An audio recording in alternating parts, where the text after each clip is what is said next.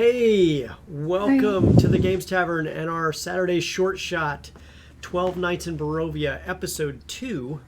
And very excited to see what happens. And we're kicking off with a blast. But before we do, I'd like to give everyone a chance here to tell everybody who they are and what they're going. And we'll work it from Bran, Marissa, Alfonso, Caleb, and Anna. Just introduce yourselves and your characters real quick for us, so everybody knows who is. Bran, go ahead. All right. I am Bran. I am the exhausted candlemancer for Spirit of the Wilds.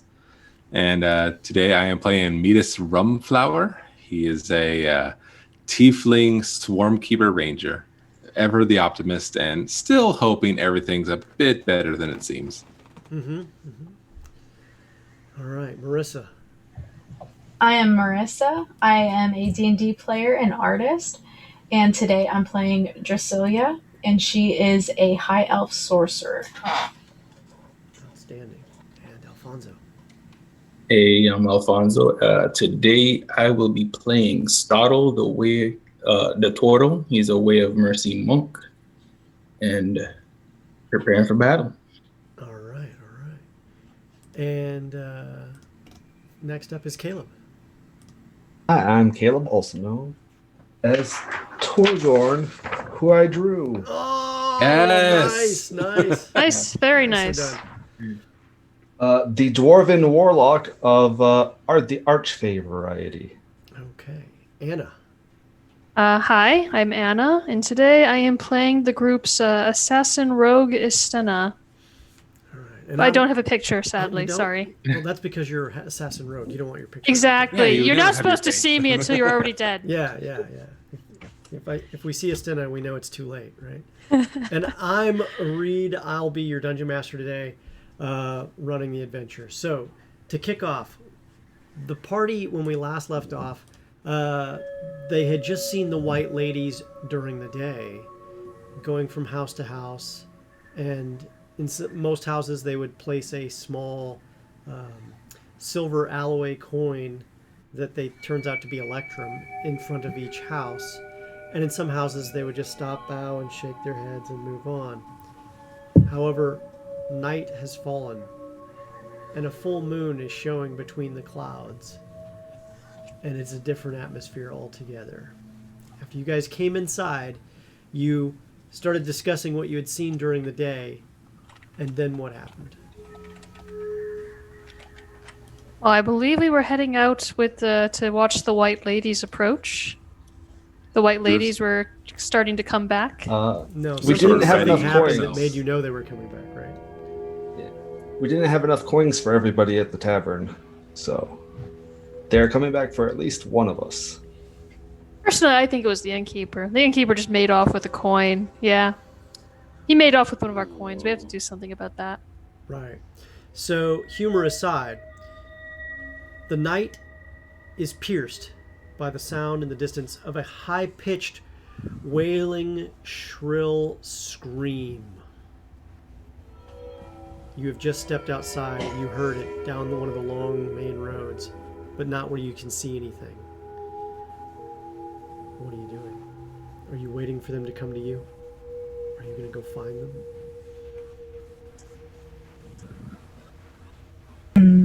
If we wait, more people may die. This is a problem. I mean, as long as it's not us. That's a problem for you?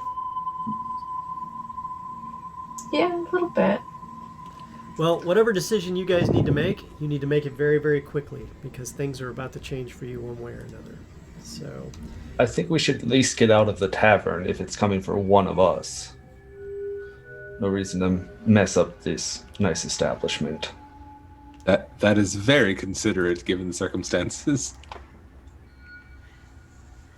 so True. you guys have stepped outside. You are in the main road. There are houses lining the road, the 2- and 3-story townhouses and shopkeeps and large houses. As you step out, looking to the east and west, you definitely see opportunity. However, it looks like it's too late. Coming from the northeast road towards you, from where you're standing at the corner outside of the inn itself, 3 white ladies appear to be floating your way. Let's do this. Oh, they haven't started anything yet. We don't know what's going to happen. Pointing straight at your group, you see the countenance of these beautiful white ladies suddenly change. And they go from beautiful to suddenly shrieking up in a mouth that it distends 3 times wider than it probably should be able to.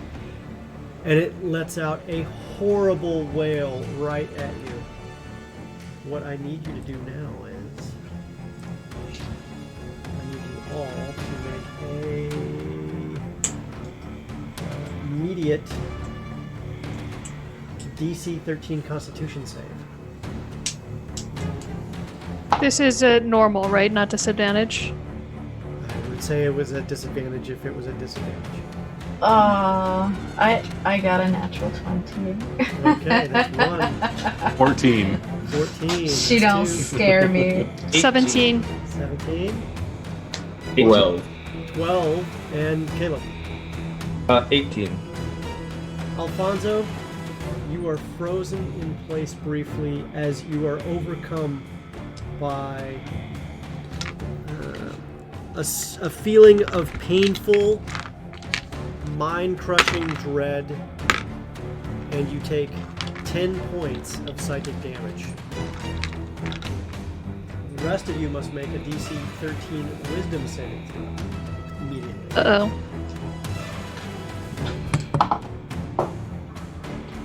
Oh, huh. 16. 16. 16, 17. 17. 4. Marissa, you are horribly frightened. You now have a frightened condition as the Banshee's horrible visage is visited upon you. The other 2 white ladies immediately move from side to side on each side of her, and they begin moving towards you. They are 30 feet away and closing quickly. Does it mean I'm booking it the other way if I'm frightened? What's that? Does it mean if I'm frightened, I'm booking it the other way? You are going to move away from them, probably Okay. back towards the end, maybe? Alright. So, I'm... So, what I need everyone to do now is roll initiative, everyone. Because this is real.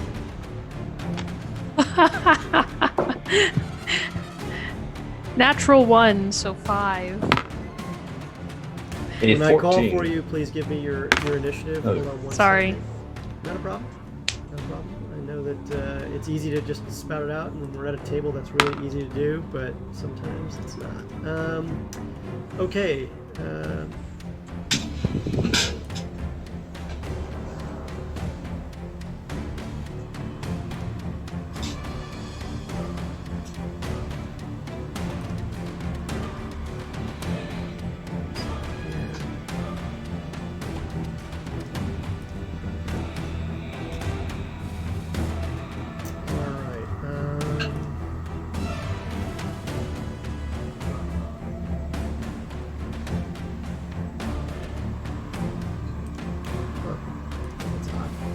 All right.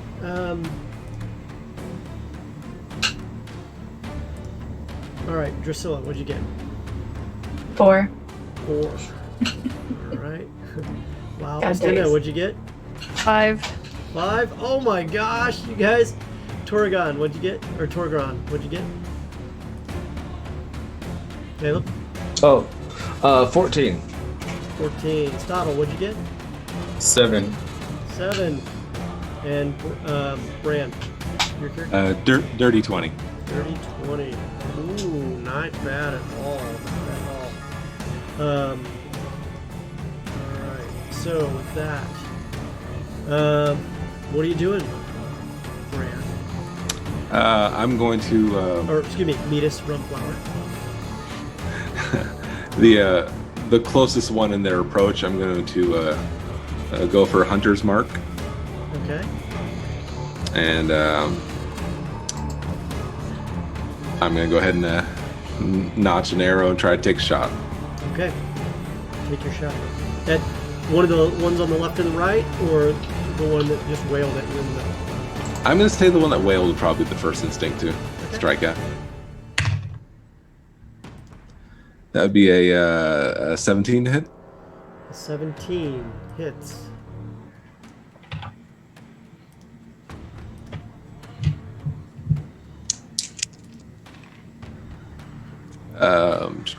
Do 12 damage if we're considering the bee swarm with. Is this considered a magical or a non-magical attack? I believe it's non-magical. Okay. All right. The arrow passes through, and it just passes through, and you see her react a little to it, but the arrow passes through and keeps going. Okay. Next up, Torgron. Alright, I'm gonna fire a witch bolt at one. I'd say left. The one on the left. Okay. 21 to hit. 21 hits.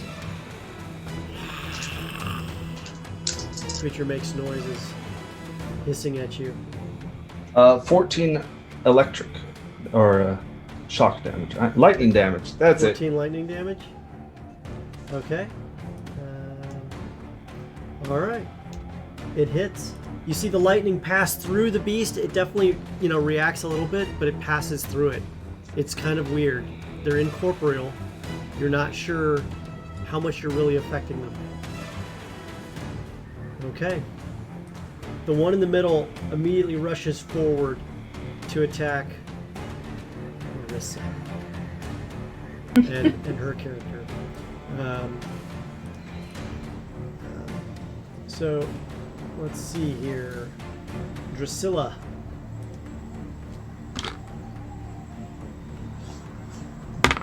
Does a 19 hit? It does. It does. Okay, and from there, we take 5 points of horrible necrotic damage. You feel your skin start to turn black as you feel this pain and swelling within your system as the cold hand passes through you briefly. Okay. The other creature to the right rushes forward to attack Alfonso. Or, excuse me, Stottle. It attempts to hit. Ooh. And misses with a 5, I'm assuming? Yeah, that misses. Okay. Stottle is understandably going, nope, nope, nope, nope, nope, nope, and moving away. Stottle, what are you doing in return? I'll attack. Return its kindness by attacking back Okay. with my quarterstaff. Okay.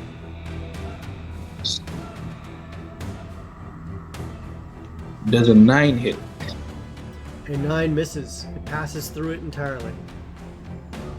Wonderful. Let's try it again. You have 2 attacks? Yes, I do. To attack for action. That's right, you do. Does a 19 hit? A 19 hits. Alright, I'm going two-handed. So that is 8. 8 points? Okay. 8 points bludgeoning. Right. You feel a little more resistance this time as you pass through, but it still passes through the creature entirely. Justina. I take out my short bow and I fire a shot at the closest lady. Okay, so short bow in hand, you draw back and loose an arrow at the closest lady, which would be the one that Alfonso is attacking. Sure, yes. Okay. 15. 15 does hit. Okay. Since she's attacking Alfonso, I get sneak attack? You do. Okay, so 10 plus... Math math is hard. 16. 16 points of damage. Okay. Again, you see it react as the arrow slows briefly as it just passes through and then falls to the other side through the creature itself. And it turns to hiss at you as well. Yeah, well, I don't like you either, lady. The battle has taken a different path slightly. Drusilla, moving quickly as one of the creatures has come upon you. What are you doing? Can I do anything while frightened? Well, the frightened action means what now specifically? Just to go through those conditions. I don't know. That's what I'm asking. Well, we'll just do that quick up for you. You can fight back. You don't have to just sit there, but you have to move away if you can. It is your turn. Okay, so You're at disadvantage on attacks until the end of your turn, where you get to take another attempt to. Okay. Get over it. Okay, so I move away from her, and I cast Mind Spike at 3rd level. Okay. They gotta make a Wisdom save. All right. And is that an automatic hit? If they fail a Wisdom save of 13, then they take 3d8 psychic. They save, they take half that damage. Okay. Well, they saved, so they take half that damage. Alright.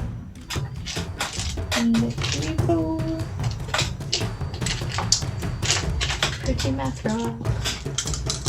You can see Drusilla is obviously like panicked and doing things to the Banshee. The Banshee is just moving forward and clawing at her. Half of 19. Half of 19. Mm-hmm. Okay. And you see it rear back as the pain of your spell takes place. And I smirk at it. Another of the white ladies immediately charges forth towards Bran, reaching for him and hitting with a 21. That'll definitely hit. Okay, I need you to make a DC 10 Constitution save. Failed. 7. 7. Okay. You take 8 points of necrotic damage, and your hit point maximum is reduced by an amount equal to that until you get a long rest. You cannot be healed back up past that point. You feel the coldness as part of your soul feels like it's being ripped from your body.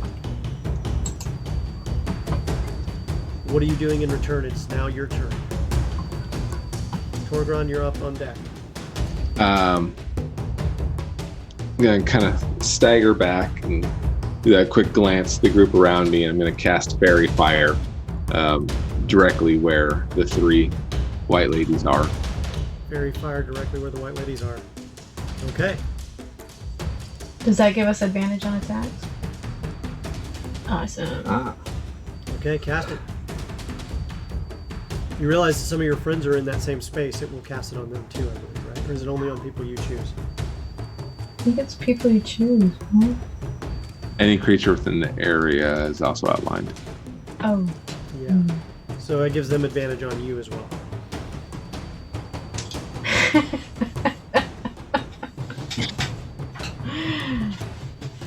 Do I have this knowledge before I cast the spell? Any creature in the area when the spell's cast is also outlined in light. Yeah. And creatures don't get benefit from being invisible. Yes, you do know this. Okay. I'm going to attempt to back up about 15 feet from the fray and fire 2 shots into the one that chilled my soul. The one that chilled your soul? Because Yes. let me tell you, that was chilling. Okay?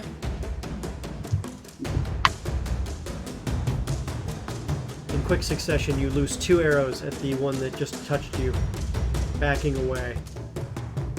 By the way, if you backed away, it gets an opportunity attack. Fuller. Does a 19 hit? That'll hit. Okay. Make a Constitution saving throw again. Dirty 20. 30-20. Okay, it does not impact you permanently, but you do take 15 points of necrotic damage as you feel the pain as you backed away. Oh my gosh, that is some pain. All right. We got a 14 and a 21 to hit. Both hit. Awesome. That's the good news.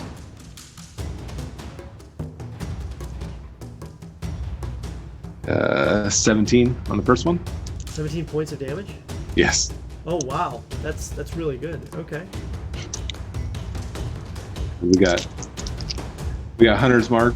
I assume was our first one to strike. Mm-hmm. The center one. So Hunter's Mark plus bees plus bow. Bees! And 13 on the second. 13. Okay. How do you want to do this? I just want the swarm to follow the arrow and just sort of engulf the figure of the spirit. So with each shot, as you back away, and you then draw fire, and you see the arrow trace, and then you see bees just flowing right behind, and then with the second arrow flowing right behind, another trail of bees goes in, and it just starts buzzing with it and out. Some of the bees fall to the ground,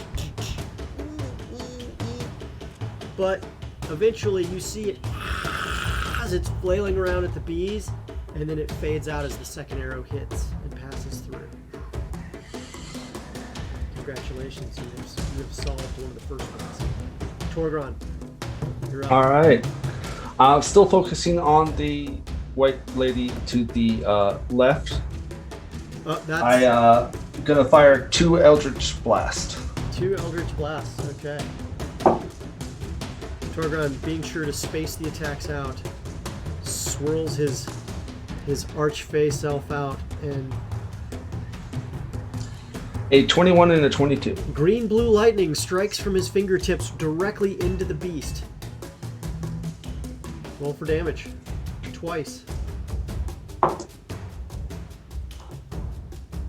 A total of 9 force. 9. Okay. It rears back as it gets a blast twice, and then looks at you, and it's just got the angriest look, and it looks like it's going to move towards you next. The one in the middle, unfazed, is looking at Drusilla and continues to attack her considerably. Does a 16 hit? It does not. Missing as it claws forth.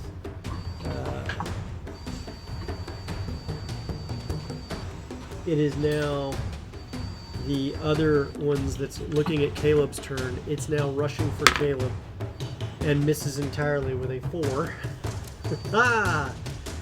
Stottle. This is the one that was fighting you at first.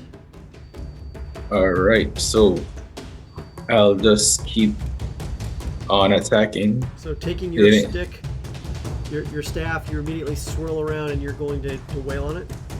Yes. All right, go to town. All right, let's see. 18. 18 hits. All right. One-handed, that is 3 for the first attack, 3 damage for the first attack. Second attack is 23. 23 hits. And that is 4, so 7 so far. And then as a bonus action, I'm going to take an unarmed strike. Okay, so just so I'm clear, what was that? I heard 4 and then I heard 7. 4 and 3, so that was 7? still at 7. Yeah, 7 from the quarterstaff. How do you want to do this? You just killed it. Oh, awesome. So taking your staff, you move forward and? Move forward, overhead strike for the first one. Okay. Come down on it and bringing it back up with a spin and through the chin for the edge of the staff to the chin to finish it off. And for the last moment, as you connect with the chin, it's the first time that it feels like you connected with something solid, and you feel what feels like both bone or ice shattering and you see it fade away. However, the one in the middle, the one with a crown on her head, the White Queen, is still viciously attacking Drusilla. Estina, it is your move. I take another shot at the White Queen attacking Drusilla with my short bow. Okay, rearing back with your short bow, you pull back and... Oh, wrong dice. 1 second. 9 to hit. misses. Passes completely Yeah. through. Drusilla, roll... you forgot to, at the end of your last turn, to roll a Constitution check. Go ahead and roll it. Or just give me a Wisdom check. So, what's your Wisdom save? 4. 4? You are still frightened. You are terrified. Okay. You are moving again. Alright. This chick's scary. So you are moving away. She's going to take an opportunity attack. She misses. That's the good news. Now what are you doing? How far, because I've been moving away, how far am I away from my party and this Ice Queen? Huh? How far am I away from You are both now- the party members and the White Queen? You are now 20 feet away from your party. Alright. You are 5 okay. feet behind Bran, who backed up also and was hit. Okay. How far is the White Queen from them? Like, am I gonna hit them if I cast Fireball, is what I'm saying. Oh, yeah. Oh, yeah. Oh, okay. Yeah. Alright, I'm gonna do Mind Spike. Last time, I ended up doing it at 2nd level because it was 3d8. But if I cast it at 3rd level, it's 4d8. Somebody wants to put some If you paint hit. on. And Yeah, Mind Spike. Okay, so they gotta make a Wisdom save of 13.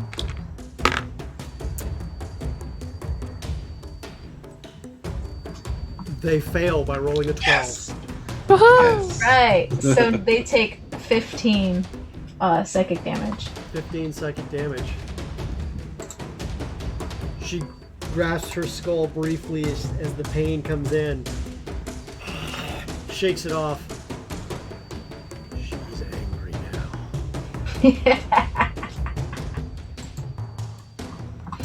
Metis Rumflower, what are you doing?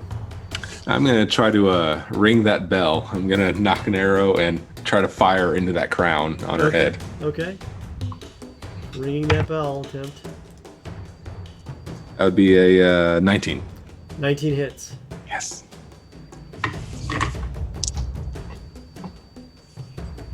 Followed by a 6 damage. 6 damage. Okay. Next up. Did you have a second shot with that? If I can. Yeah. Do you have 2 attacks with your bow? Let's just say that's 1. Okay. Okay. That was a 4. All right. Yeah. All right. So you missed with the second arrow. Passes through. Torgron. She's looking like she's kind of fading in and out a little bit. But she's Okay. definitely dangerous as can be, and angry. Well, I think I'm going to do another duo of Eldritch Blast. Oh. 2 bolts. Okay.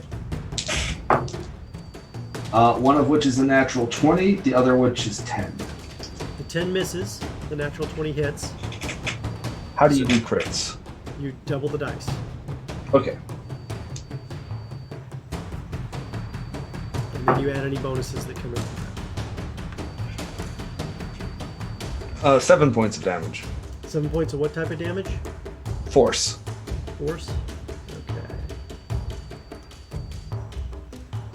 Okay.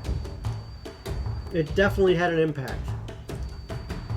You see the queen buff it and immediately start moving back towards the frightened character that is Drusilla, where it attempts to attack her once more. Does a 16 hit? It does not. You were the luckiest character ever. Okay. Okay. That point, Stottle, it's your move. You've already just watched one fade away that you connected with solidly. You see Drusilla is being savagely attacked, and everyone is now directing all of their attacks on the queen in the middle. So Startle charges in towards the queen. Mm-hmm. Once The white again queen. with the white queen. Yep. And once again with Go ahead. once again with his quarterstaff, he swings two-handed. 23. 23 hits. 4 damage. Okay. It passes Second. mostly through. Second attack. 21. 21 hits. With a 6. 6. Again, it passes through twice. You feel some resistance as it passes through, and you actually feel a little coldness as it goes through now. But you're definitely, you think, hitting it? And then as a bonus action, we'll spend a key point to do Flurry of Blows. Okay. First one is a 20, not natural. Ooh. I mean, still good, but 20 hits. That'll be a 6 damage. And for the second attack, I'll use my Hand of Healing. Are you allowed to use that as an action? Yeah, when I use Flurry of Blows, I can replace one of the strikes Okay. with Well, it's a mercy thing. Yeah. So I'll use Hands of Healing for 1d6 plus 2 hit points for Drusilla. Do you have to make a touch with that? Yes. Am I close enough to touch it? Yeah, you could do that. If you can hit the Banshee, you can hit Drusilla. Alright, so one attack to Banshee, then 1d6 plus 2. Do you roll or I do? He rolls. No, I roll. Okay. I roll. Indeed, 6. So 6 plus 2, 8. Thank you so much. My pleasure. And end my turn there. All right. Stina, seeing your friends now focusing their attacks on the same Banshee you've been attacking, what are you doing? I say to myself, eat arrows, white bitch, and then I try and roll I try to hit her with the short bow again. Okay. I'm guessing an 11 doesn't hit. An 11 misses. It passes completely through. Yep. Oh well. It sounded cool. It sounded cool. It did. It looks much cooler when you actually pull it off. Mm-hmm. Drusilla, Yeah. it is your move. All right. Okay, so she is still near me. Did you make a wisdom saving throw at the end of your last turn? I did not. You need to do that. 14. You have now passed and you are no longer afraid. Hearing "eat arrows, you white bitch" has instilled you with the strength to fight on. Watching Alfonso striking through no matter what, trying to do, and a series of arrows and Caleb going with his Eldritch Blast, you now know you have a shot at this. What are you doing now?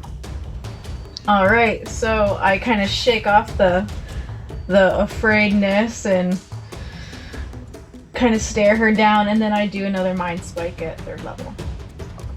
Okay. 48. And they gotta make a Wisdom save of 13. And they pass the wisdom save. Okay. So they take half of 16. At that point, you see her, or just completely grab her skull and do that, and immediately bolt for the nearest building to go into, which would be the building just to the north of the inn, and it immediately tries to escape. Do you guys want to attempt to take if you are in melee contact, you may make a reaction attack with it. So that was Alfonso Mm-hmm.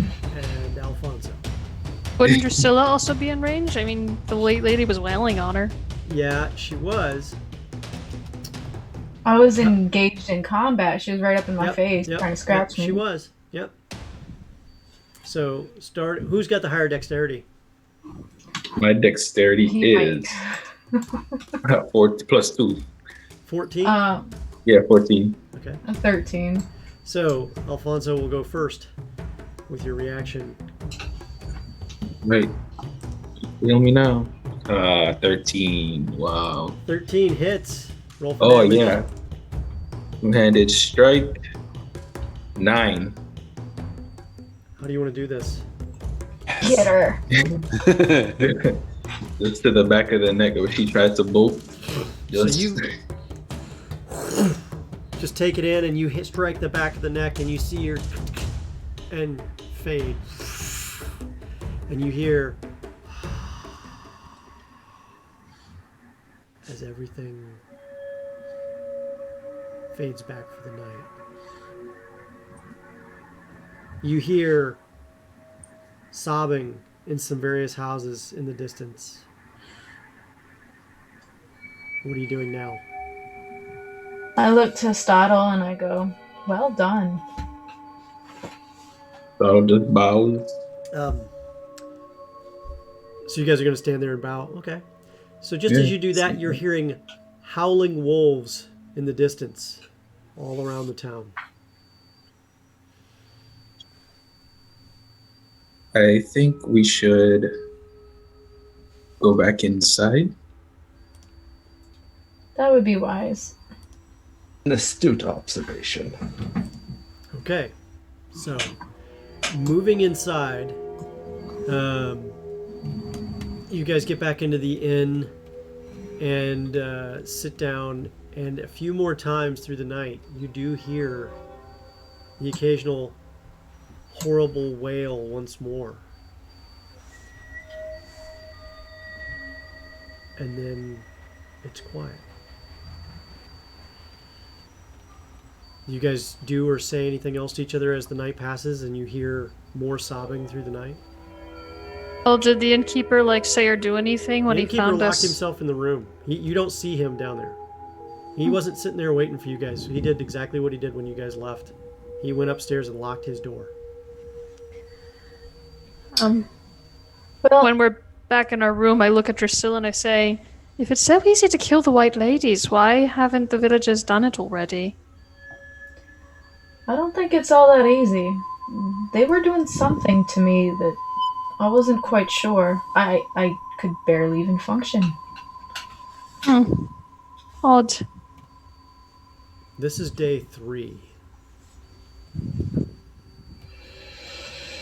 So, as you guys awake, there is some news the next morning as sobbing occurs. There are a few people who are being drug out of their houses, their bellies slit and refilled with straw, pebbles, and dirt.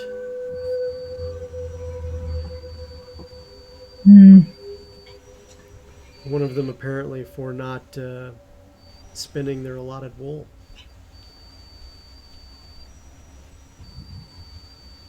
Is it anybody we came in contact with? No, it was the body of a local girl found inside her home. She didn't finish off one of them was she didn't finish off her quilt, and it was used to stuff her abdomen. It was so young, and you hear people commenting, such a shame to lose one so young. Small crew is assembled quickly to bury the dead girl, and a couple others in the cemetery immediately. And the remainder of the town immediately starts grabbing their brooms and starts sweeping out their floors, getting any specks of dirt or crumbs out of their houses. You see people sweeping and sweeping. You see the innkeeper has come down and he is madly sweeping every nook and cranny.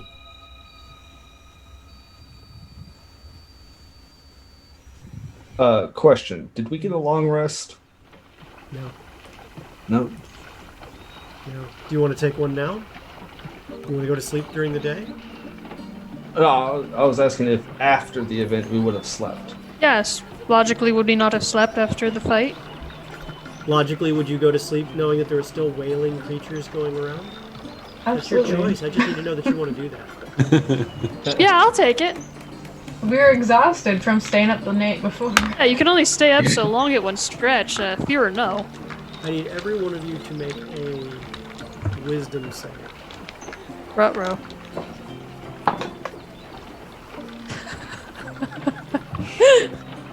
Three. 3, 7. 7, 7. 7, 10. 10. And Drusilla? And Caleb and Drusilla were actually able to sleep through the night. The rest of you, not so much.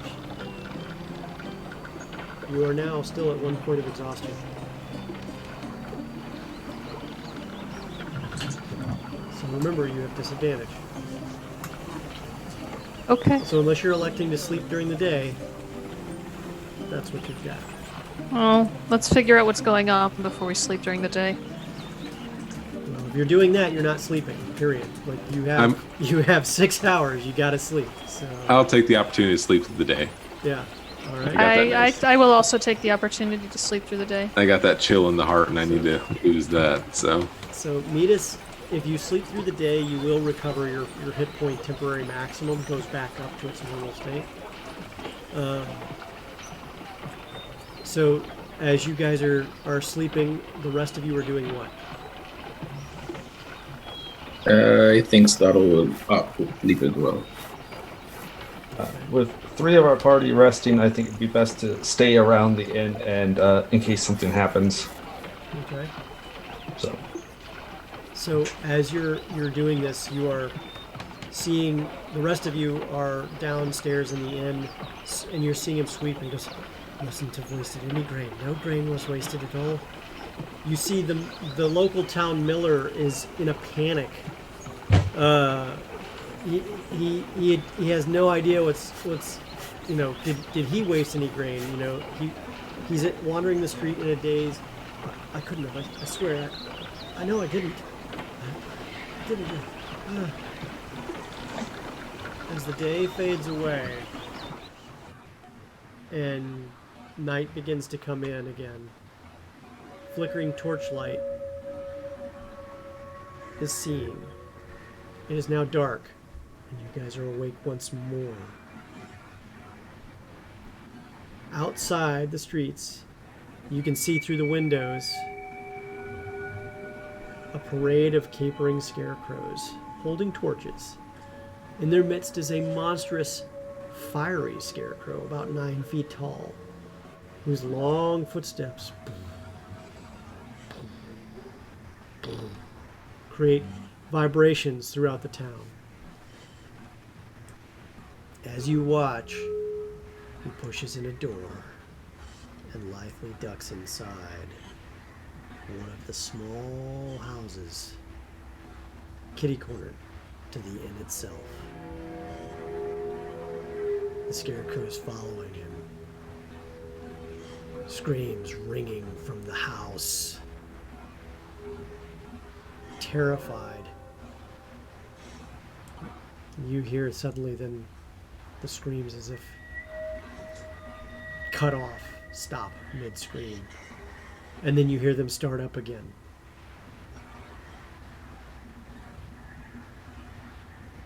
I look to everybody and I create a little fire in my hand and I go, "Oh, this is the one I've been waiting for. Let's go get him." Okay, so how big is this parade, though? there's Like, you saw at least 4 or 5 scarecrows follow him into the house.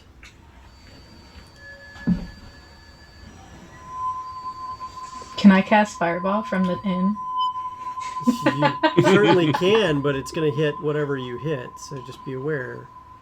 Are You they should outside? probably go outside if you want to throw fire. As you I don't that, think the innkeeper would as you appreciate us do throwing that, it here. you see from the house in the distance the scarecrows step out the other side of the house and immediately walk around to the front of another house that's further away and out of your view. We have to go follow them. More people will die. And I really, really want to burn some scarecrows. That seems like a good enough motivation for me. I put on my cloak of elvenkind and raise the hood. Okay, so you're all doing this, but what are you actually... So you're stepping outside? I'm going outside after them. You guys are all stepping outside. Anyone else not stepping outside? I'll be last. Okay. I don't want to do this. I don't want to do this. Fine. Okay. So, as you step outside, hold on a second here while I pull it up.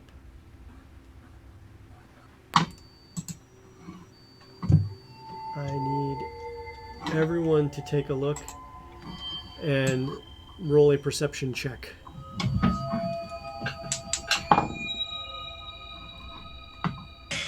Quickly. 11. 11? 17. 21. 17, 16. 21, 16. Okay, everybody above a 15. You do see the scarecrow walking down the streets further to the west, capered around by 4 or 5 other scarecrows. What are you doing? I'm going after him. How far are they? How far are they? About 45, 50 feet away. And it looks like they're about to go into another house. Well, my Eldritch Blast has the range of 300 feet, so I'm going to bring them to us. Hold on 1 second. Okay. Take your shot. They appear not to have noticed you yet. Everyone else, go ahead and roll initiative. Because he didn't tell everybody he was doing this. He just did it. No, I said I'm going to bring them to us. That was in character. Okay. I'm going to bring them to us. I got 13 as my highest on the bolts, though. 13? Yeah. Okay, 13 hits.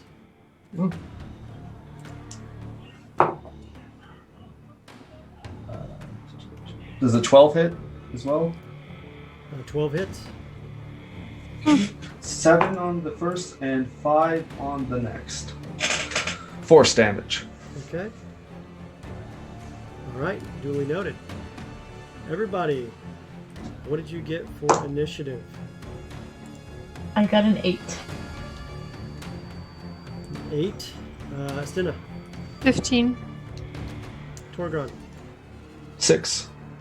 Stottle. 5. 5. Okay. Let me get the rest of these done.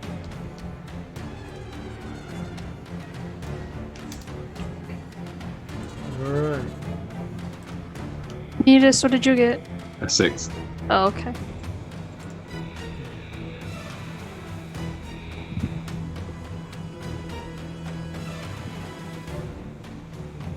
Okay. So you definitely hit the one, and you see it react, and the rest of them turn as one, and they all look at you. And at that point, they then go.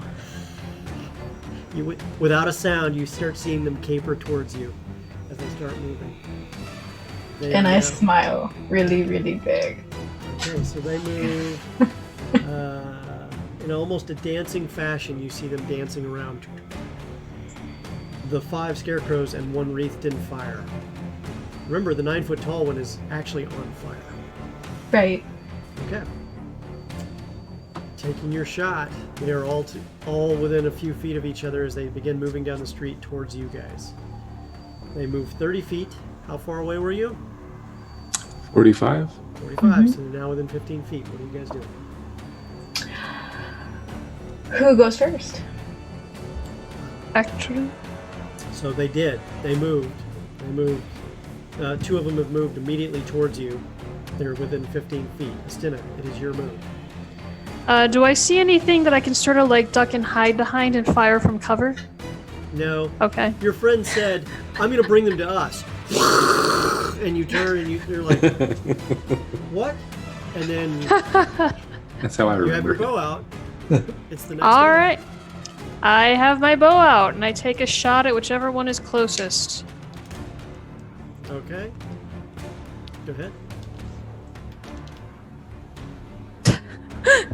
Natural 1. Okay, 8. you miss entirely. You see the arrow just kind of go right through. Yeah. All right. I dash back away from the 3 scarecrows. more scarecrows now immediately move up, including one that's a little bit smoky from some Eldritch Blast action. And they are now all within 15 feet of you. Drasilia. Just close enough where I can't use fireball. Awesome. All right. Since they are Fireball is location based. You could aim for a square behind them and I could. Just- I think I'll do that. That Softball it. that Nice was one. a good suggestion. I will do it directly behind them, so it gets all of the scarecrows except for okay. And that is a dex save of 13.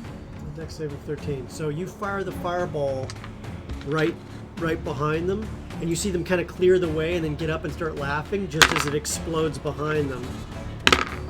And all of them appear to have been hit. Awesome. Okay. Roll for damage.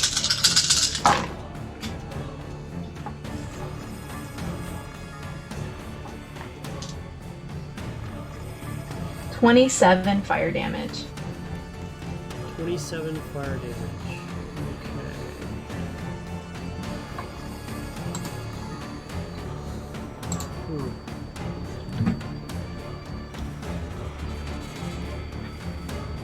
Okay. You immediately eradicate all of them. Yes. You said 27 fire damage? Yes. Yeah. They are all hit. And except for the tall one that's 9 feet tall, which just laughs. Yeah, I didn't think fire would hit you. And he starts waving his hands, and you hear the sounds of possible marching in the distance. It could be more scarecrows on the way. Get the big one! I yelled at them. So, as the large scarecrow now faces you, it appears to be like silently laughing, and it leans forward. And Torgron, what is your move? I'm going to do the Witch Bolt at just middle of the torso, just a bolt of lightning, and a 16 to hit. Okay. A 16 hits.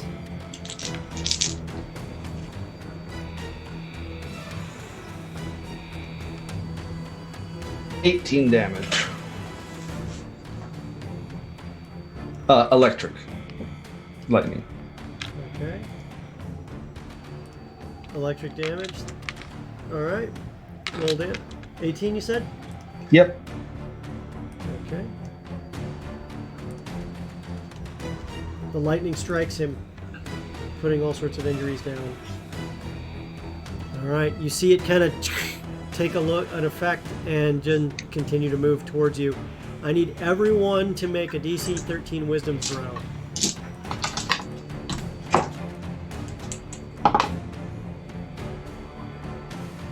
$14.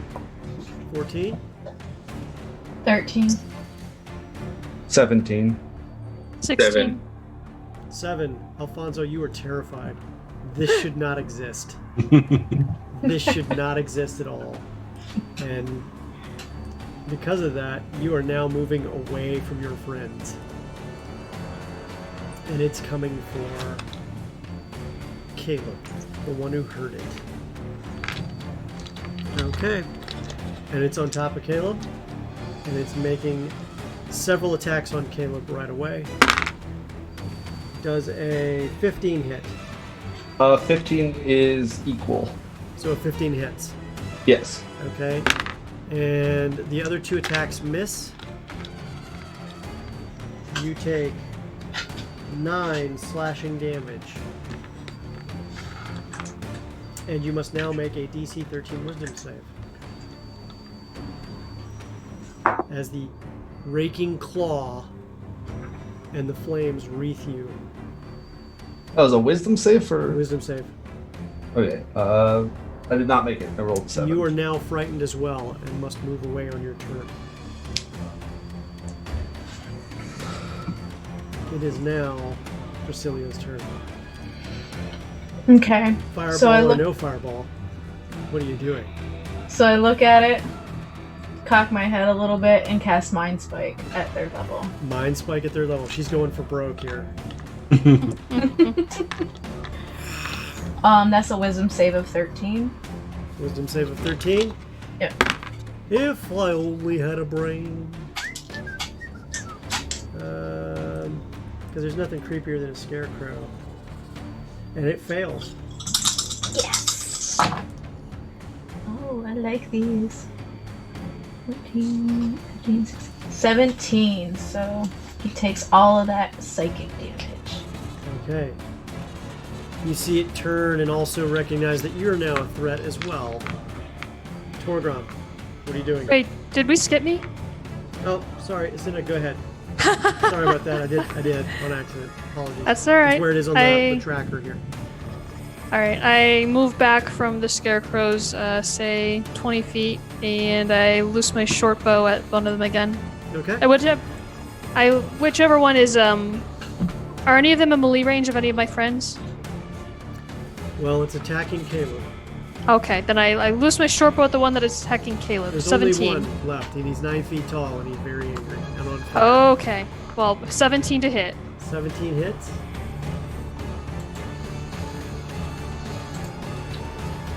$15 points damage. Very nice. Finally, I hit something.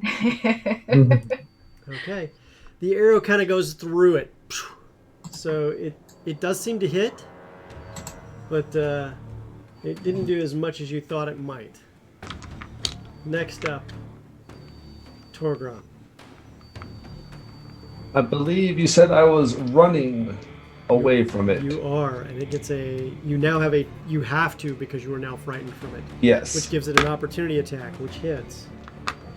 Which does another 9 points of slashing damage. As you move away, And what are you doing? am I frightened or terrified? 'Cause if You're I'm frightened. Okay, well in that case I will fire the other witch bolt back at it as I'm running. Okay, you're at disadvantage on attack rolls. You watch Caleb run, terrified as it slashes at his back.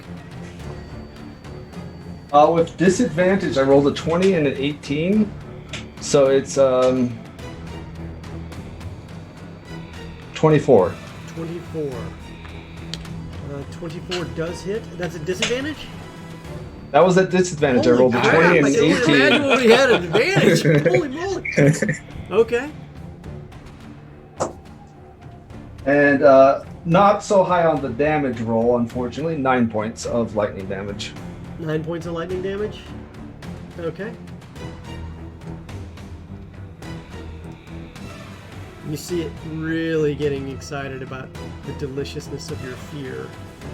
But before it chases you down, it takes a couple attacks. Excuse me, wait a second. Stottle, your turn. So I'm also frightened, so he's running away. You are running away? Okay. Yeah, You are not Stottle's within melee range of it, so you just keep on trucking. Yeah. But I want to throw 2 darts. Okay, roll at disadvantage. You can throw 1, I think. You can't throw 2. No, you can't throw 2. You have 2 attacks, yeah.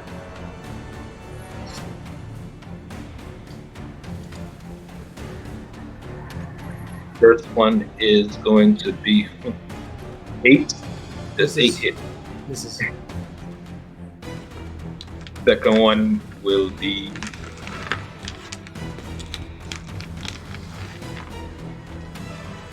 9. 9 also misses. There's a throw 2 darts, miss both of them, and he's running away. Okay. Terrified, or not terrified, but frightened terribly, you are moving away. Get away! It's a 9-foot-tall flaming scarecrow! And from there, it now attacks twice against Drasilia because it's the one doing the damage and close enough. Does a... One second here. Does a 21 hit? It does. Does a 17 hit? It does. That's actually my AC. Okay. You take 8 points of slashing damage Ouch. from one attack. And you take 10 points of slashing damage from another attack. And you must make a DC 13 wisdom saving throw. Dude. I'm hurting. Ooh. Okay, so wisdom, I got a 19. So you are not frightened. And then it Yeah. moves forward immediately to chase down Caleb and take one final attack at Caleb. And a natural 20 hits. Oh boy, does it. Oh boy, does it. And I hate it when the bad guy crits.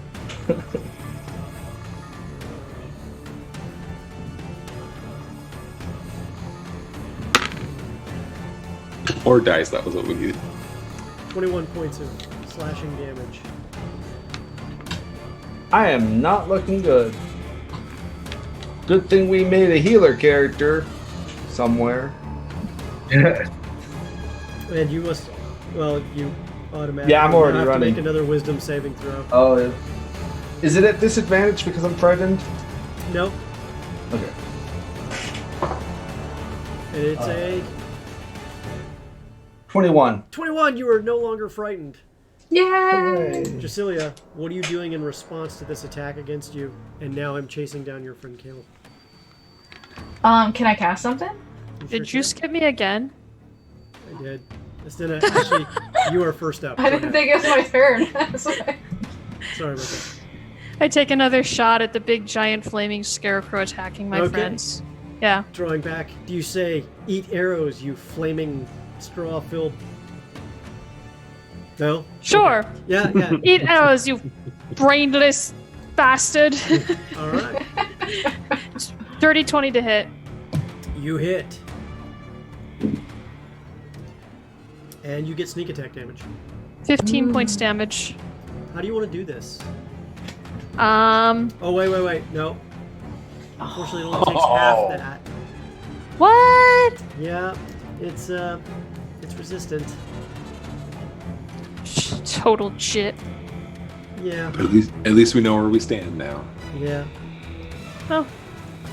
So, Personally, I think this is a conspiracy. Like, the 2 times I actually managed to hit the scarecrow, Reed tried to skip me. I do apologize. I do. All right, Drasilia, this is your shot. Your chance of, you know that the thing is injured. Okay. So I'm hurting. I'm like limping. And I use a sorcerer point and get back a 3rd level spell slot. And I do Mind Spike again at 3rd level. Wisdom save of 13. And 48. And it completely resists it. Completely resists it. No, it's How? resisting it. It takes the half damage. It Oh, doesn't okay. fail. Yeah, sorry about that. Yeah. It's all good. Half of 18. Half of 18? Yes. Okay. 9. How do you want to do this? As you So- watch its head... I limp up to it and I'm kind of like 11 in Stranger Things and I just freaking just blast it. Just And you watch its head, its fiery wreathed body on fire, just and flaming hay goes everywhere. Awesome. And And then I kind of stumble and walk away. and the coldness of the night seeps in immediately following that. It appears to be a whole bunch of roasted, fried hay everywhere, as well as at least 5 or 6. And then as you look around, you see several other scarecrows have now just that were coming down the different roads towards your direction. They've all fallen down.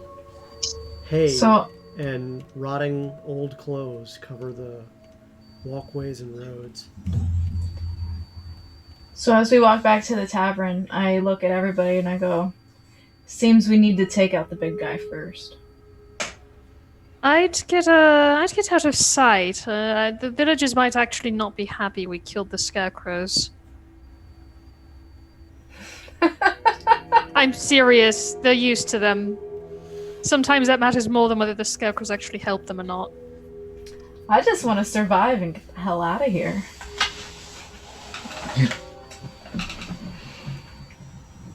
Barovia is not my cup of tea, so to speak.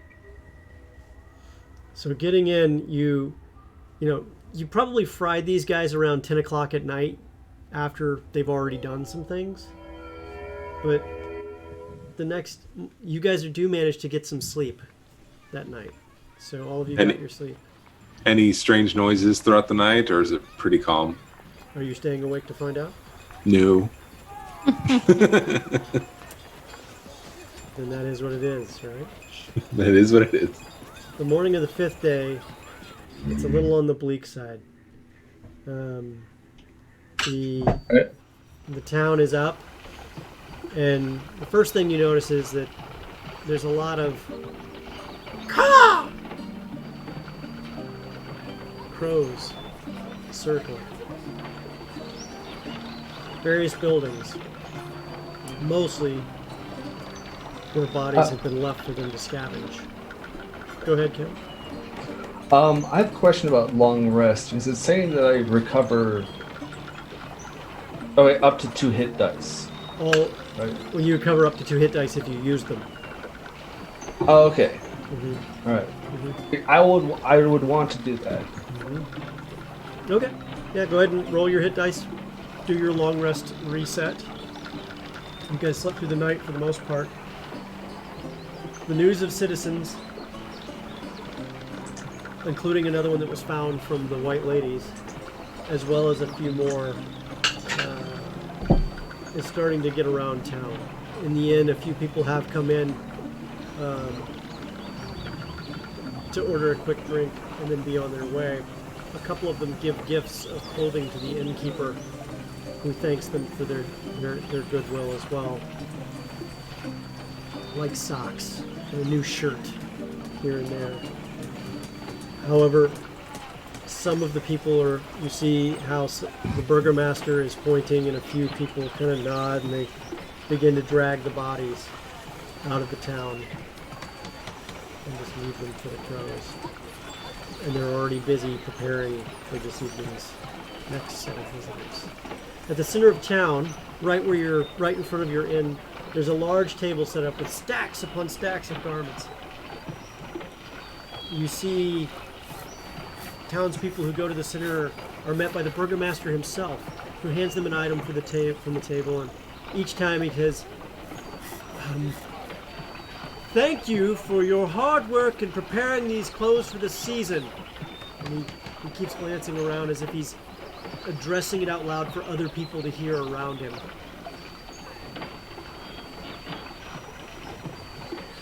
That reminds me. An article of clothing, and you can do whatever you like at that point. That reminds me. Did we pick up all the clothing? No, you didn't. You picked up the cloak and the brown shirts, but you need to pick up socks. And as of today, shirts and trousers. We should. Yes. I had been planning to say so myself. Having just barely survived the other 2 nights, I'm going to go up to the Burgermeister and see if I can't get an article of clothing from him because I did not get anything from the shop lady. That's what you get for not being prepared. Okay, so the rest of you, if you could, you guys go to Harriet's and you pick up your articles of clothing, but I'll get to the Burgomaster table, but I'd kind of like each of you to tell me a little bit about what your characters are thinking based on what they're in for so far right now.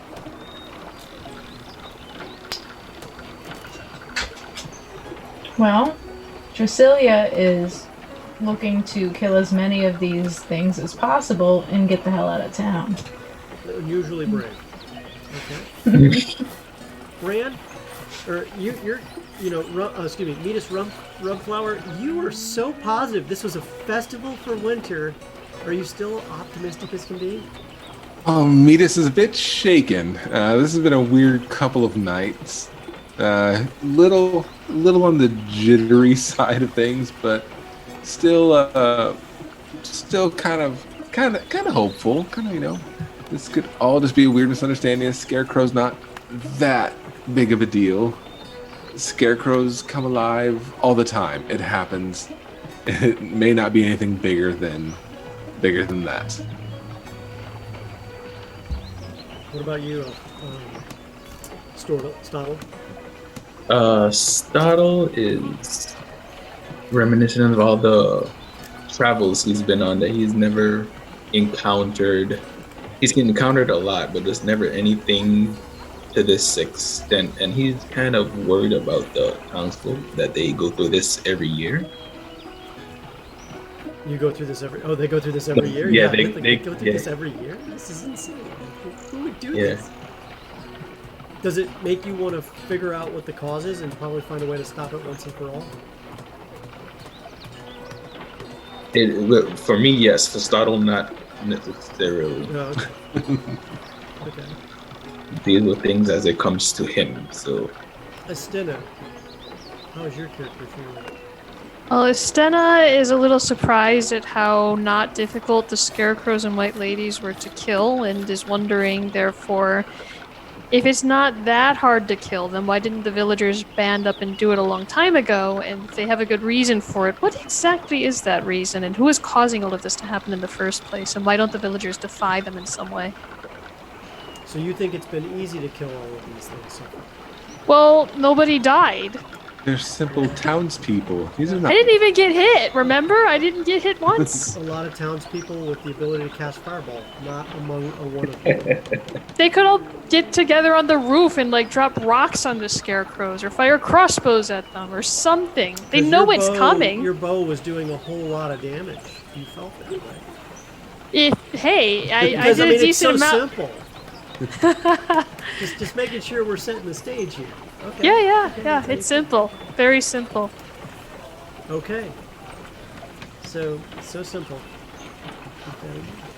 Torgron, you get to the Burgomaster's table, and you see him handing a shirt, and he says it once more again, "Thank you. I give this gift of new clothes for you. Good luck this year." Yes, what can I do for you? Have anything in dwarven sizes? I've got socks. It'll work. I really don't have enough, but okay, here's some socks for you, and thank you for being so good, and thank you for killing the scarecrows. The lives you saved. I cannot thank you enough. Be careful. You're going to cause problems. We'll be careful. Make a perception or make an investigation check. Investigation or insight? Investigation. 18. 18? Okay. As you walk away and you get back, you suddenly realize the socks he gave you are very clean, but they are used. Well, they're new for me, right? I guess they are. Does he tell us this? I'd be like, oh, they gave me new clothes for me, but they are definitely previously owned. I look at him and I look at my socks and I go, well, here's a new one. Did you put them on? I did not put them on yet. Okay. We just got out of Harriet. Okay. So I give him one and I have him give me one of his used ones. Lucky socks. This will thank you. Okay. Are you going to ask anyone anything? Are you good to go? What is tonight? Tonight is the fourth night. Tonight is the night the cats come. The night the cats come. I will take the opportunity to peel off my old shirt, which I assume is just hardened with wax and royal jellies and almost a solid. So flammable. Go on and drape on my new brown. Okay. I also Hey. put on the new stuff. I meet us his old shirt and I say, are you sure you shouldn't perhaps burn that now that you've taken it off? I'm not sure it's salvageable. Kind of glance. Oh, it's probably useful to someone, and you're gonna attempt to crack and roll it into a. That would make a great wick. For burning, yes, good idea. Can't waste. Hand it over towards Drusilla if she's inclined to take it. Okay. So I take it and when we get back to the tavern, I'll give it to the tavern master for burning in his He fireplace. just looks at it and goes, don't just put it right in. So I Saint I throw it in the Markovia, fire. what is that? It should keep us extra warm. Thunder's light. That's yes, it shall. And you throw it in, and the most amazing smell arises. Blue and green and purple colors burn off of it, and it just burns a little slower. And it's like really warming the whole place up. That smells like baking. Soon after, as you're doing that, you see people packing up tables and immediately running in, and people have rushed around and handing things to people, but the silence of night comes in. And with that, we're going to take a quick 5-minute break, and we're going to be right back. And when we come back, we're going to find out what happens next. Oh no.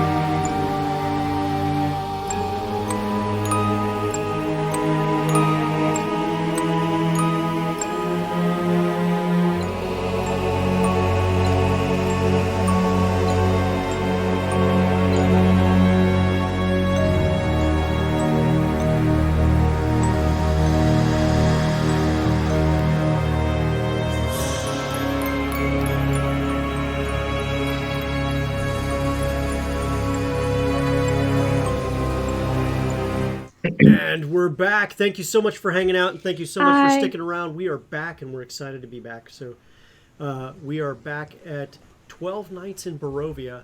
Excited to keep going with that today. So we have our characters. I just want to thank tabletopaudio.com.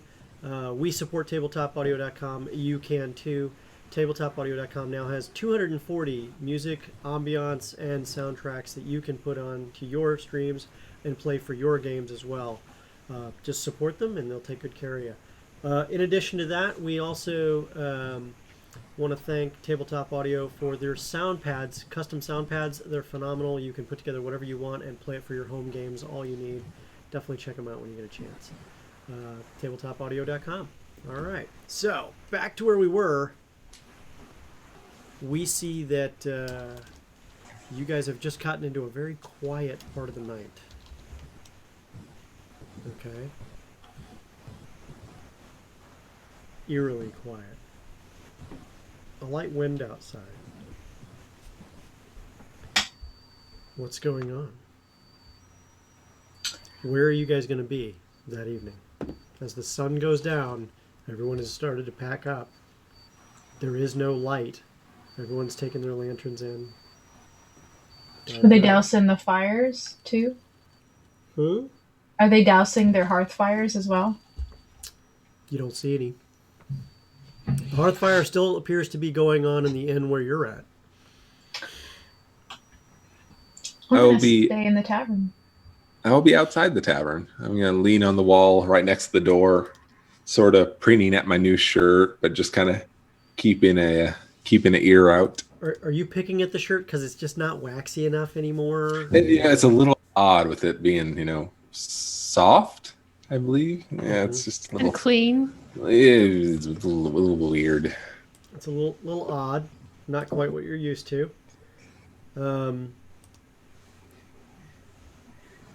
The innkeeper himself is... I'm just going to go up to my room. And, yeah. I'm just going to go up to my room. Thanks. And he heads up to his room. And as you see, you hear the door close, and you hear ka-chunk, ka-chink, ka-chunk, ka-chunk, ka-chunk, as all sorts of locks start snapping and closed. He must be really worried about customers stealing his property. Where are these cats? Mm-hmm. Or the cats. One of the two. I don't know about you, but I don't relish the idea of fighting large numbers of cats.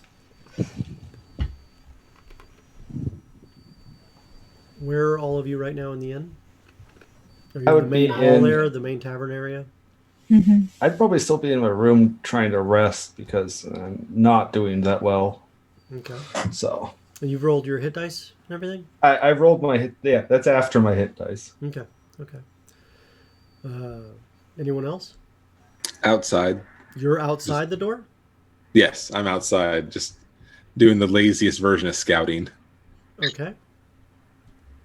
Alfonso? I am by the hearth is still going, right? The fire's still going on the hearth. Mm-hmm. Yeah, I'm next to the fire in a sort of meditative state.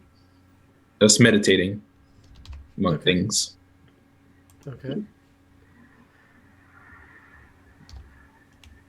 Anyone else? Just in the main tavern area with Stottle and Drusilla. Okay. At some point, around 10 o'clock, 11 o'clock at night, you hear, all of you in the tavern hear, wham! Something is trying to batter into the back door. Bran, That's odd. Bran, or excuse me, Metis Rumflower, could you make a perception check? Of course. Yeah, 13. 13? Okay. You do hear something, but you can't quite, because it echoes through the back alley there. You're not quite sure where it came from. It sounds like it's further away than it may really be. But you do hear it. What do the rest of you do? I look to Stottle and Istana, and I ask them, like, help me pick up this table. Let's put it in front of the door. The back door? Thinking. Mhm. Okay, so you're going to go through the tavern and put it by the back door? Okay. So, Stottle and that. And then, Caleb, you're in your room. And Anna, where are you and what are you doing? I'm helping Drusilla put the table against the back door. All right. Alfonso, are you helping as well? Yes. Bran?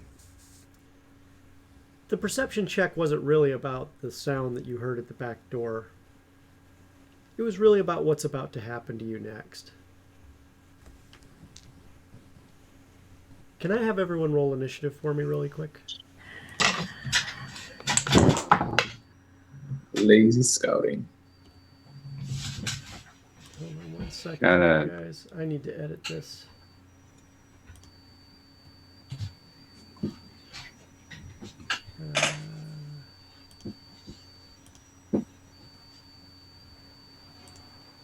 Hold up 1 second. Apparently it forgot to add Metis rum flour in my nifty little tracker here, so bear with me here.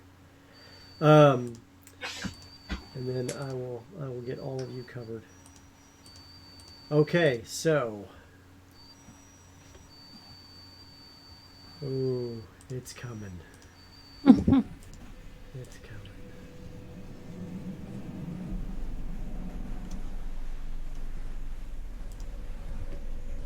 Alright.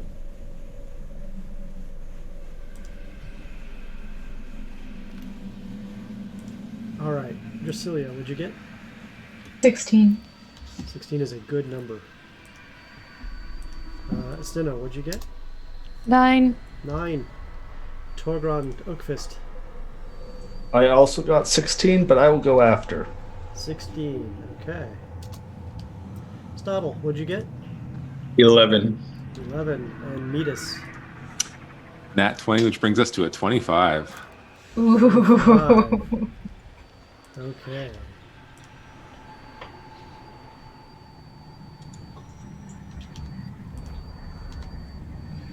Okay. Metis. It's at that moment that you feel like you've been hit by a bus. Maybe. Yeah, definitely hit by a bus.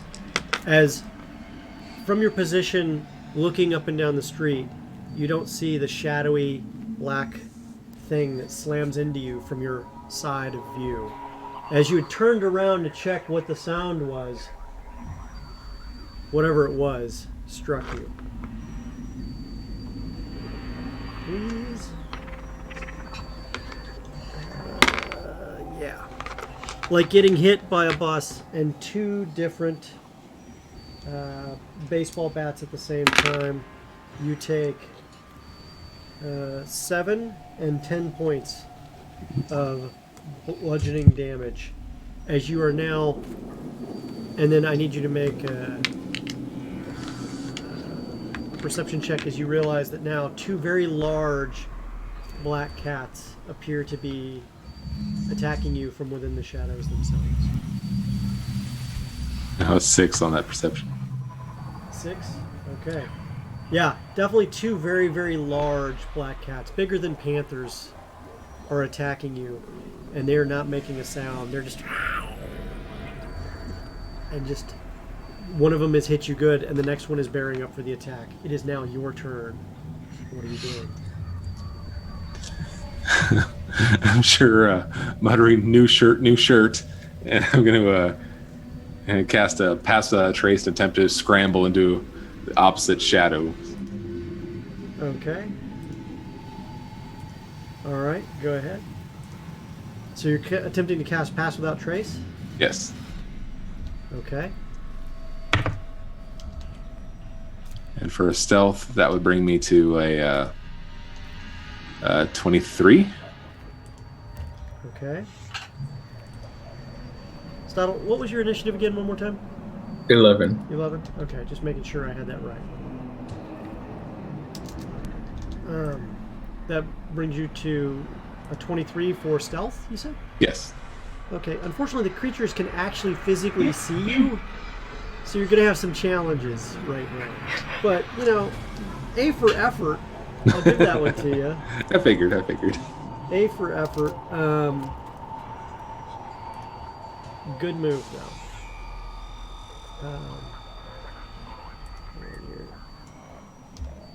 All right, Estina, it is your turn. You didn't hear a thing of what's going on out front. So we put the table against the back door, yes.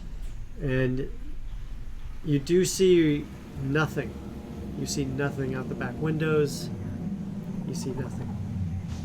Well, I look at Drusilla and I say, I suppose that's it then. I false alarm? Think so. Something definitely hit this door really, really hard. Yes. But if it's not trying to come in, I don't see any point in going out. Torgrim, make a perception check.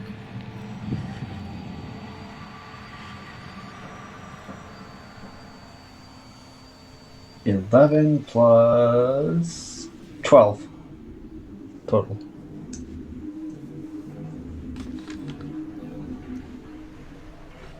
You hear the glass break of your window and see a large black object jump through the window as it's climbed up to the second floor and apparently crashed through the window to get at you in particular.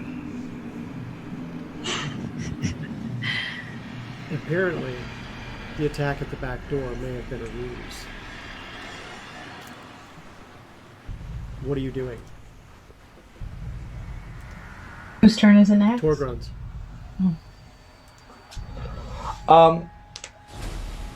Do I recognize it as a cat or just it's a shadowy? It's a big cat. You can't really see very well. You have dark vision, right?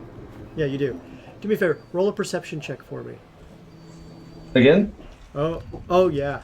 Oh no. It's a big fucking panther. You've never seen anything like it in your life, man. And it's pounced down and it's crouched and it's ready to pounce on you as you wake from your bed. I'm gonna very loudly state, but in like speak to animal voice, because I do have speak with animals. Whoa there, lassie! You just see And the try to bright get gold yellow of its eyes flicker in the moonlight as it's squaring off to land right on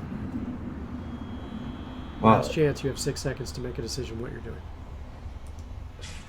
I'll do Witch Bolt. So much for wasting time. All right, Witch Bolt it is. Go for it. 25 to hit. A 25 does hit. Wait. At disadvantage. Oh, disadvantage? Yeah, you got to roll a disadvantage. 16 then. A 16 still hits.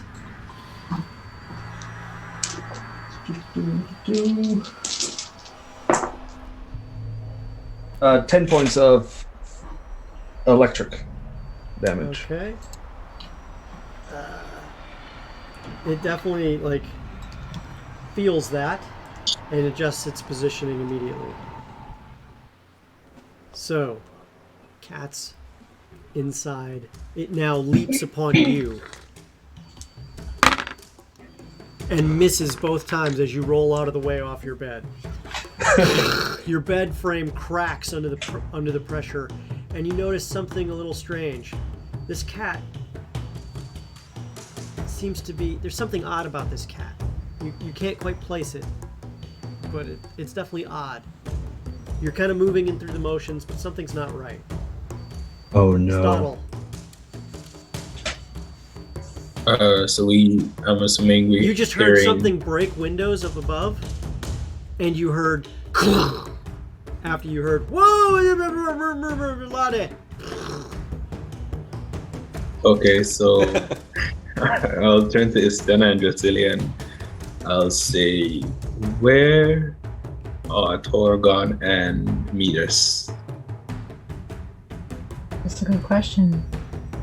I imagine Torgon's upstairs. And then I bolt upstairs. Okay. So you make it about halfway up the stairs, Stottle. All right. Drusilla, what are you doing? Are you following? I see him bolt up the stairs, and I cast Misty Step. and go to his room. Okay, so as a bonus action, so you run up and then you bonus action. So you literally catch Alfonso and then you go, hang on, and you turn into like smoke, and you're right in front of the door. Okay. So that was my bonus action. Can I use my action to open and walk in? You can use your action to open the door, but you cannot walk in. Okay. Well, I open the door then. Caleb's door is locked because Caleb locks his door. I am sharing the room with Stottle. Stottle has the key, not Drasilia. So it wouldn't be locked yet if there's only one key. Doesn't Misty Step like bring you in there though? No. In this case, it didn't. That was the end point for where you got there. So that was the 30 feet. All right.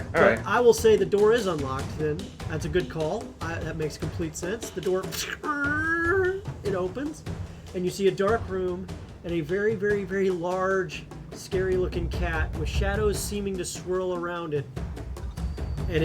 And you see Caleb has rolled off the pet, is getting up off the ground as he has apparently rolled out of the way of the cat, and his bed is now sagging under the weight of the cat. Scary moment. Guess I can just stare at it then. Bran, Just shoot daggers. it is now, Metis Rumflower, it is now your turn. As you are now seeing what maybe, you're not sure, one cat for sure, possibly a second, is right on top of you. How narrow are these alleyways between buildings? Oh, you're going to have to walk a ways to get to an alleyway right now, brother. I mean, as far the actual street between building across the street to other building, how wide are we looking? Well, I'm glad you asked that question, sir. If you take a look at the battle map that the cast can, or that no one else can see right now, you were attacked from the northeast corner. You're going to have to run between the southernmost corner and that southern building on slide 4.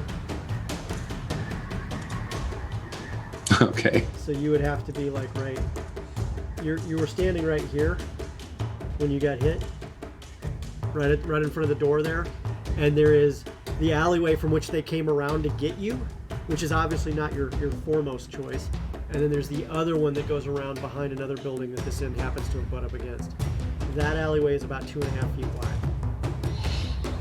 All right. I'm going to attempt to. I know at least the one that I can see and somewhat towards at least the second one that was there. Mm-hmm. I'm going to attempt to cast web. Okay. Their direction. All right. You have to roll to hit. Dex save. Dex save. Okay. Yeah. 11.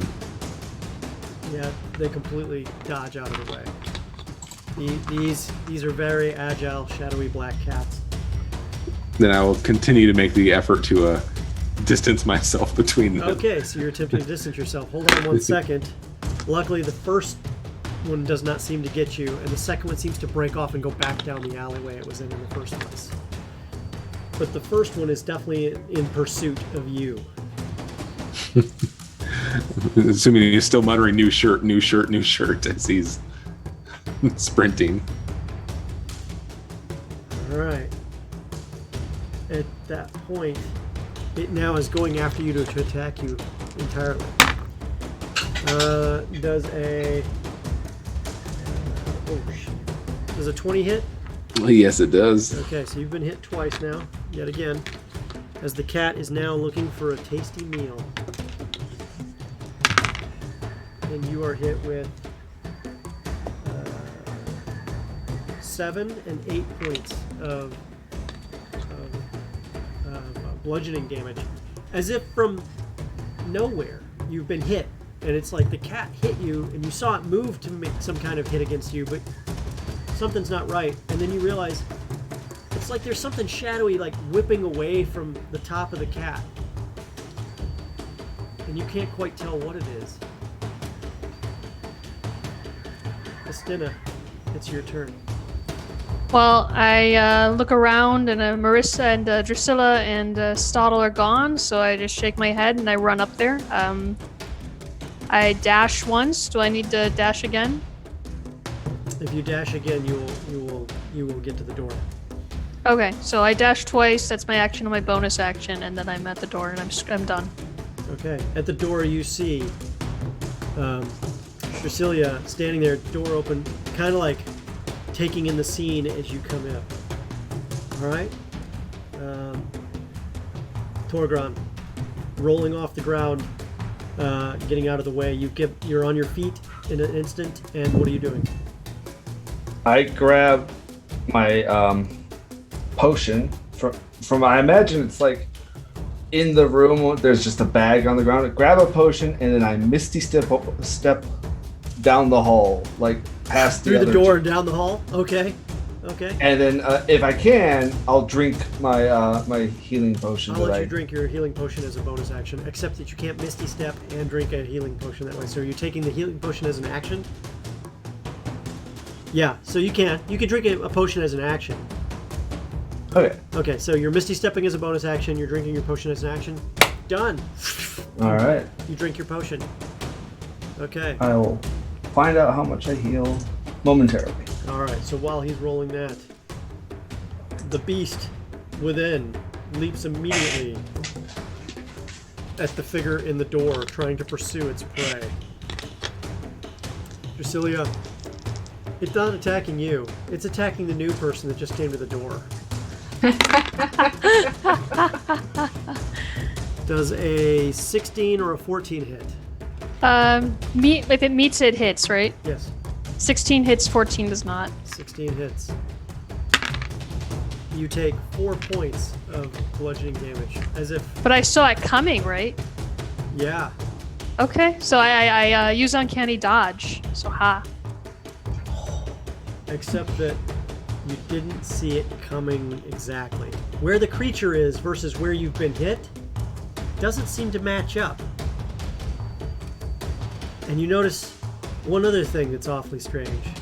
This creature has 6 legs. 6 very clawed legs. Well, Turgeon knows what it is now, but Astena doesn't. Okay. I have the heal total. It's I healed for 17. Okay, Back in the great. game. Great. Make sure that's on there. Stottle, you now make it to the top of the steps where you've just seen this thing slam into the wall and attempt to attack Istina. Drasilia still standing there. What are you doing?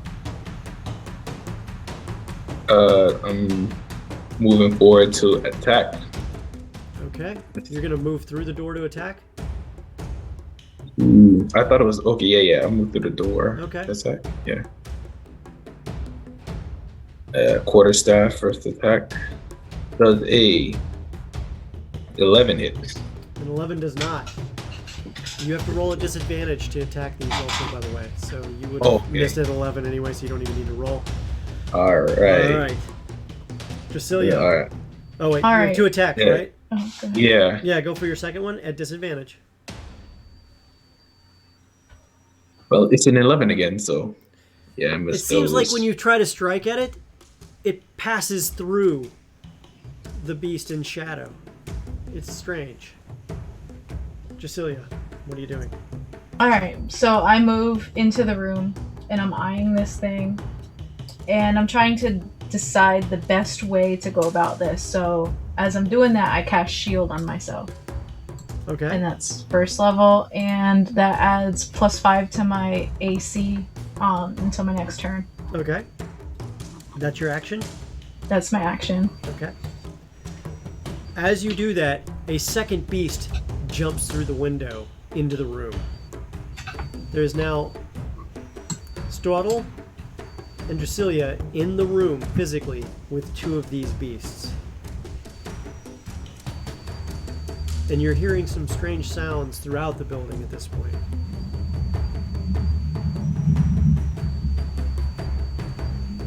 Stina, what are you doing? Well, Stottle's attacking one of the cats, right? The one that was in the room when you guys got there, yeah. Okay, so I pull out a couple of daggers and I move over and I attack the cat with one of the daggers. You can pull out 1 dagger. I can't do two-handed? Do you have dual weapon fighting? Well, I mean, 2-weapon fighting with light weapons. No. I mean, like the actual feat. Oh, no. And then you can pull out a dagger. Alright, well then I pull out a dagger and I attack that one. All right. 10 to hit! 10 misses. Yeah, I figured. All right. Torgron, you have Misty stepped out. You've guzzled your healing potion. You feel immensely better immediately. What are you doing now?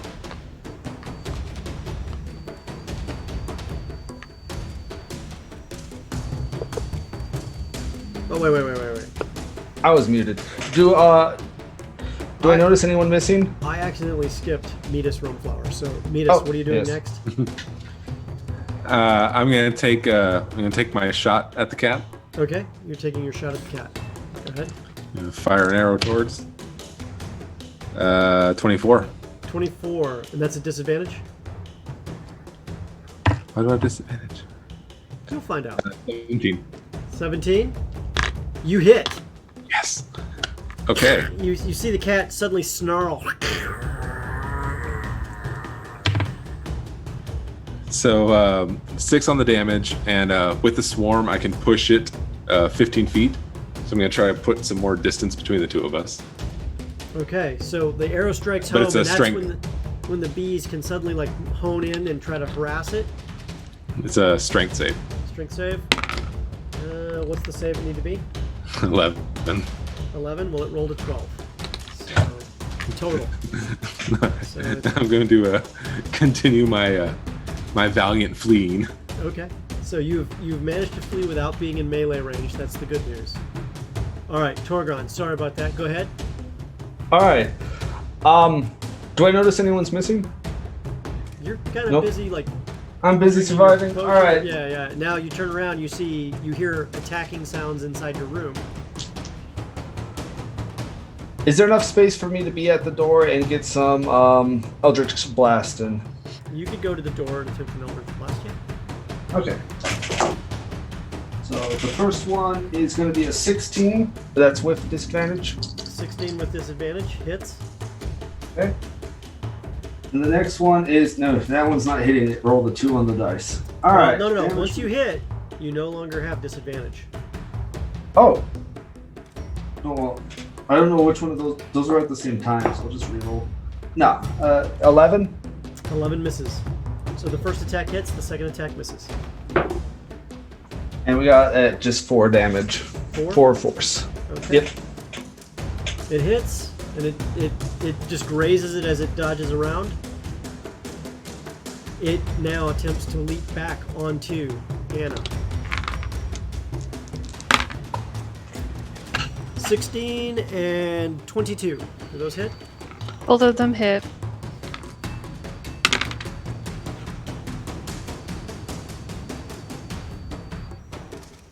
You take 10 and 8 points of damage.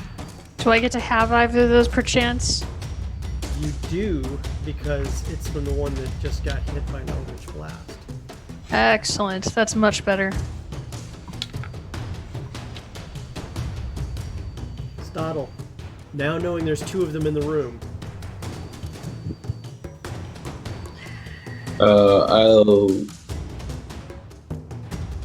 start the first one that got hit with the Eldritch Blast. okay? I'm still rolling at disadvantage, correct? No. The one that got hit by the Eldritch Blast, you do not roll a disadvantage of for the remainder of this turn. Alright. So first attack is a 13 13 hits. for 9 damage. Okay? And second attack 14 for 7 damage. Both of Okay. those two, yeah, both two-handed attacks. Okay. Then I'm So spinning around, you strike it twice, yeah. and then what are you doing? As a bonus action, I wanted to spend a key point for flurry of blows. Flurry of blows. Here he goes. Yeah. First one is a 14 14. Okay. Hits. 3 damage. Okay. Second one is a 18 18 hits. with 8 damage. Okay, you strike home. You're like hitting bone. You're doing your best. This thing apparently is definitely like you've got its attention. It's taken its attention off of Estina briefly. Okay. Okay. Anything else? Okay. Yeah. No, that's Okay, it. Drasilia, what are you doing? All right. Do I notice any difference between these two cats in the room? One is being hit. The other one is about ready to pounce on somebody. Okay. The one that's about to pounce. I do Mind Spike at 3rd level. Okay. Wisdom save of 13. Wisdom save of 13. It fails. 18 psychic damage. All right. You see it kind of blink its eyes back as they turn from its golden yellow that almost glow in the dark to a purple black, and then they reflect black into yellow. You can see it's been visibly affected. And I'm just staring it down in the eyes. Okay. And now it's staring you down and attempting to attack you. Does a 17 hit? It does. Does the shield already go down? Because I had cast shield last turn. Is shield concentration? It doesn't say. It says VS. And that's verbal and somatic. Oh, until the start of your next turn. Never mind. Okay, so it's still up. Never mind. Oh no, this is the start of your next turn because you cast Yeah, another thing. yeah, so it's yeah. gone. Yeah, so 17 and does a 13 hit. 13 does not. Okay, so 17 hits. All right, you take 7 points of bludgeoning damage.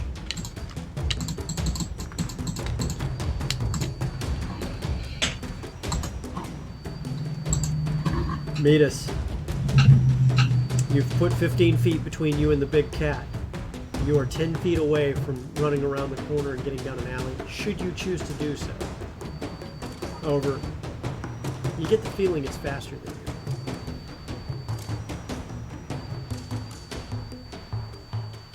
you. I'm going to go ahead and fire another 2 arrows in its direction. Still trying to keep a distance and hope that that'll drive it away. 19?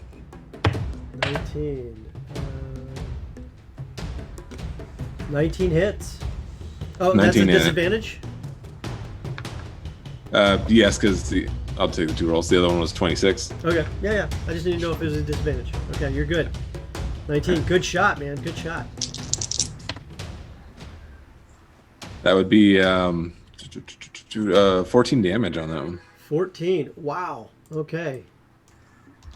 The arrow and bees inflict their damage. And your second shot? Not at disadvantage. 16. 16 hits. Yes. That would be a 6 damage on that one. 6 damage. Excellent. All right, you definitely hit it again. And now are you running further? I feel if I travel too far, I'm going to wander into something bad, so I'm kind of making my stand here. You're going to make your stand? Okay. Yeah. And with that, the cat now pounces on you. Does a 10 hit? It does not. Does a 17 hit? It does hit. You take 9 points of bludgeoning damage. All right. Can I cast a Hellish Rebuke on this? Is that a reaction? It is a reaction, Then yes. right? Yes. All right. Dex save. What's the dex save need to be? 11. Okay. And it gets a 10. Yes. Yes, 15 damage on that fire. 15. Okay. Alright. It seems to be hurting. Just hurting, huh? Stina, it's your move. Well, I take the dagger and I go for another attack on the cat that's attacking. Who was it attacking again? Sorry. It was attacking you, actually. Oh. Well, I guess that makes it a very good target for me to attack. Alright. Yeah. At disadvantage. At disadvantage. Fantastic.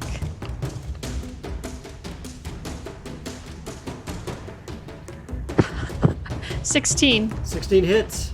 All right. I don't get sneak attack, do I? You do, because Alfonso was engaged with it. Okay, 6 plus 16 points damage. 16 points of damage. Yeah, Alright. finally. Way to wail on this bad boy. With a dagger. With a dagger. Yeah. Alright. Torgron, Yes. you Um. Eldritch blasted it. How's it looking? Is it showing any signs of Oh, injury? it's hurt. Like, you see cuts in it. All right, but disadvantage for the roll. Nope. You saw Stina hit it, and now you know exactly where it is. Ah, okay. So I'm going to do the Eldritch Blast. We got a 13 for the first one and a 20, dirty 20 for the second. 13 for the first and a dirty 20 for the second. Yeah. Okay, you hit twice.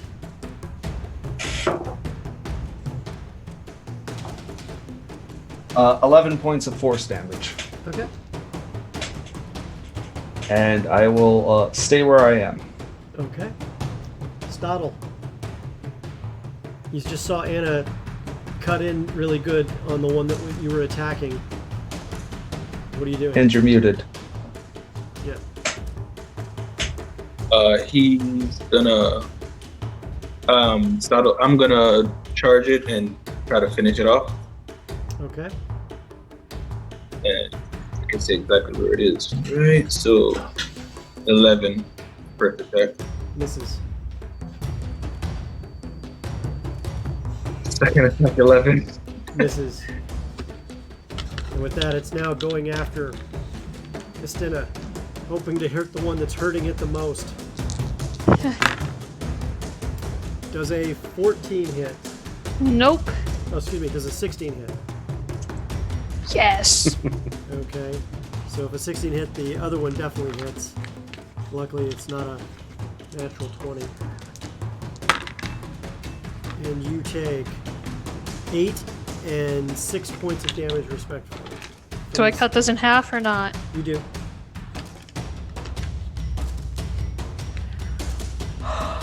Starting to get low here. Looking a little bloody. Jacilia.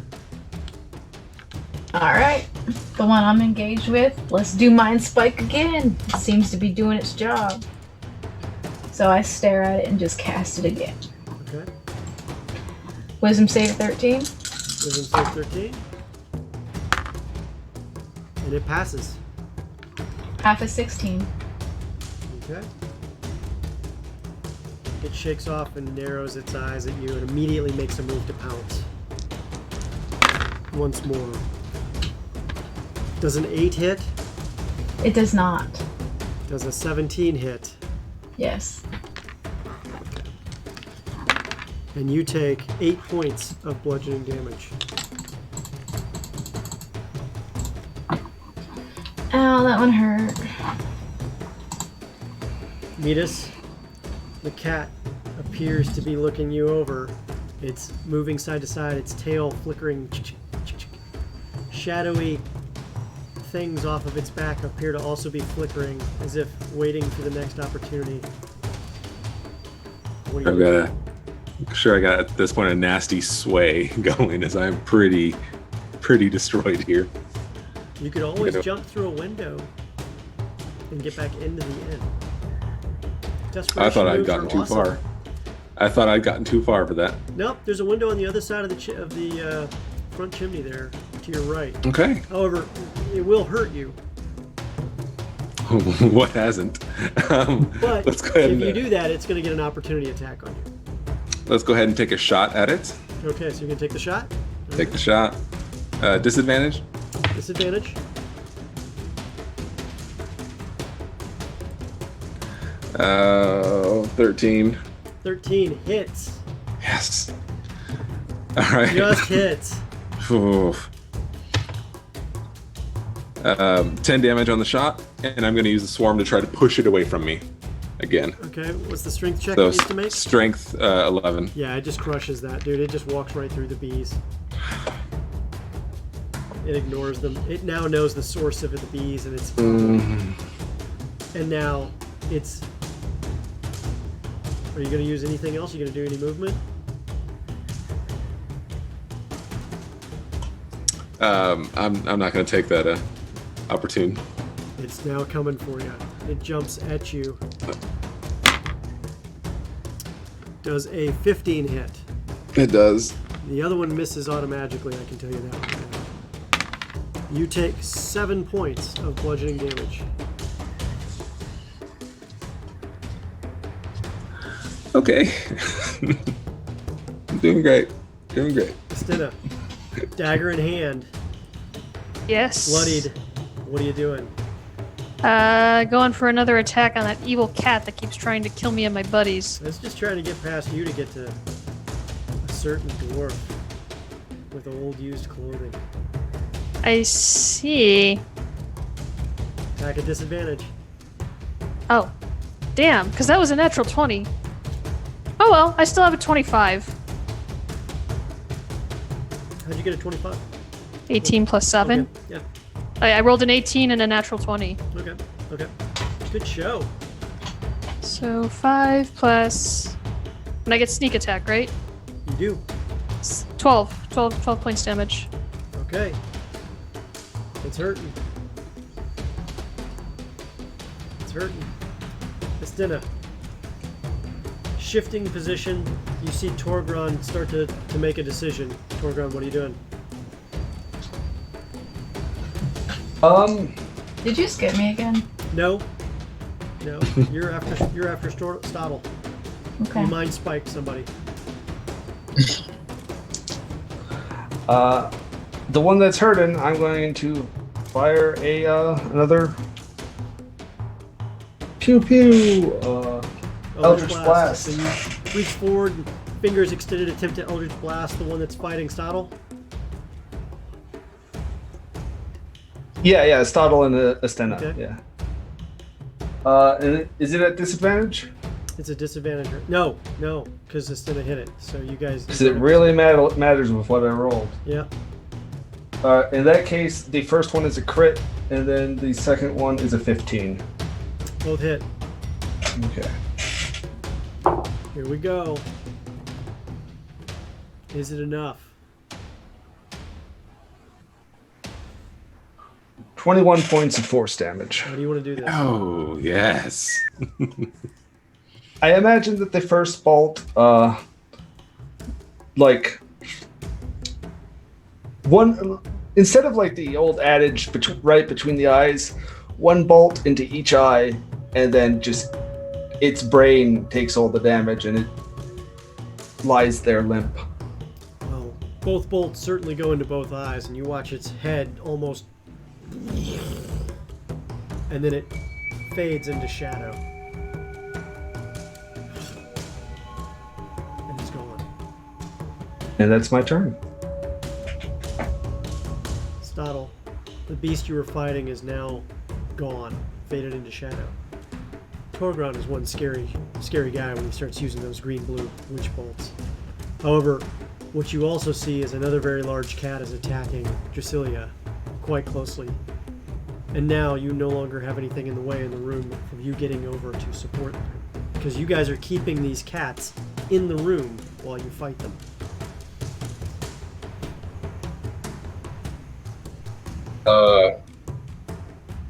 So I'll attack that one.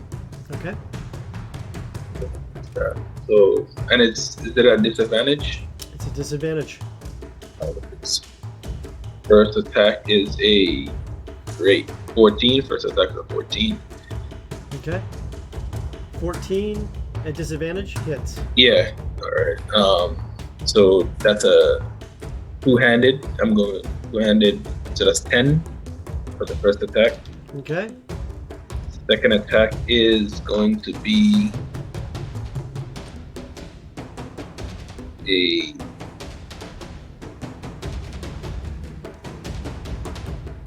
11. To hit, it misses. Yeah. Whoa, Okay. we lose. Somebody's connecting. Good game. Yeah. Oh, there we go. I guess he hit something beforehand. All right, no worries, guys. We're covered. Go ahead. And a bonus action, unarmed strike. Okay.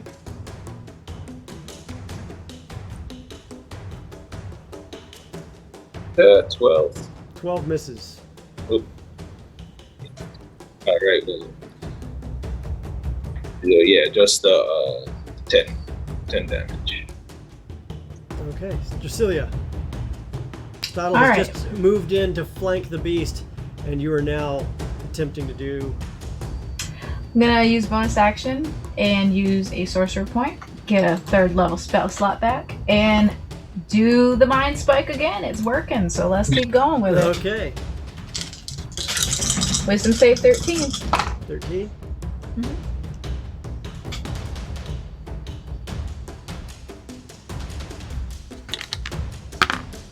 It passes. Half of 15. Okay. Oh no, the beast. The cat is not happy. Kitty cat is not happy. Oh, And with that, the cat now attempts to attack you directly again, Drasilia. A 1 misses, however, a 25 does not, It hits. and you take 7 points of bludgeoning damage. Oh, Okay. I'm getting woozy.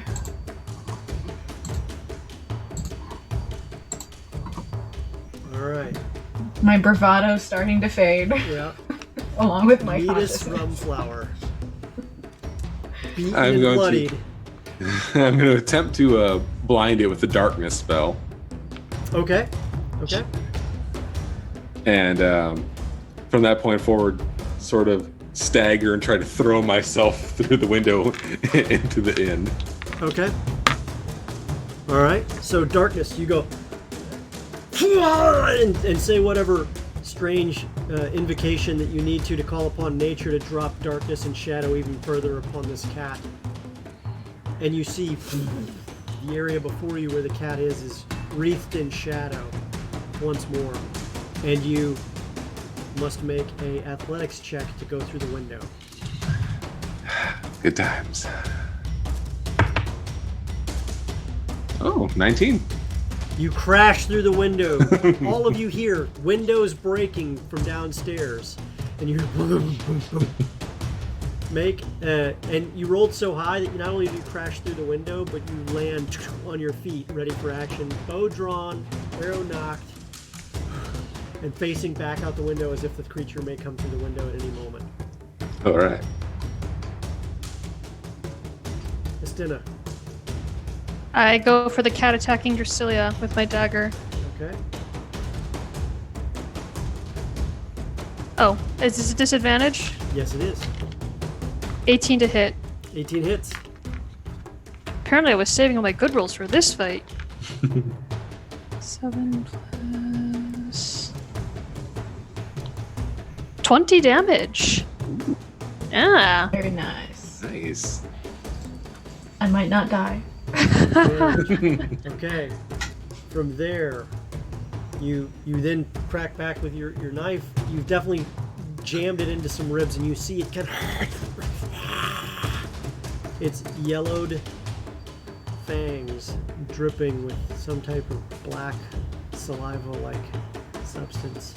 I probably Torgron. don't want to know what that is. It is your move. Torgron, seeing your friends now attacking this beast that is obviously coming for you. You're wondering if that used clothing was really new at all. Even if it is new to you, does it count? Apparently not. But I'm gonna. Do I have a disadvantage against it, or has it been hit? It's been hit. I'm doing more Eldritch Blast. Okay. And I don't think a 7 or a 9 hits, unfortunately. Neither hits. So you watch as the room again gets electrically fried as different parts of the wall start to scorch a little bit as the Eldritch Blast goes back and forth, back and forth. More I imagine furniture. that it's on the door side, so I'm having some difficulty with the door, Yeah, the yeah. doorknob. And on top of that, like, furniture is getting knocked over in the wild melee that is these cats and stuff like that.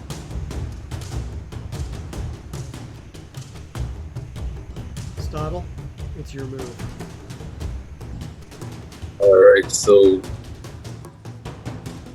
it ain't broke, don't fix it. Quarterstaff once again. Ready's for you. Go ahead. Quarterstaff once again, and it's not a disadvantage, or It's not a disadvantage right now. okay. So first one is a 7 that misses. I assume. Mhm. Second one is a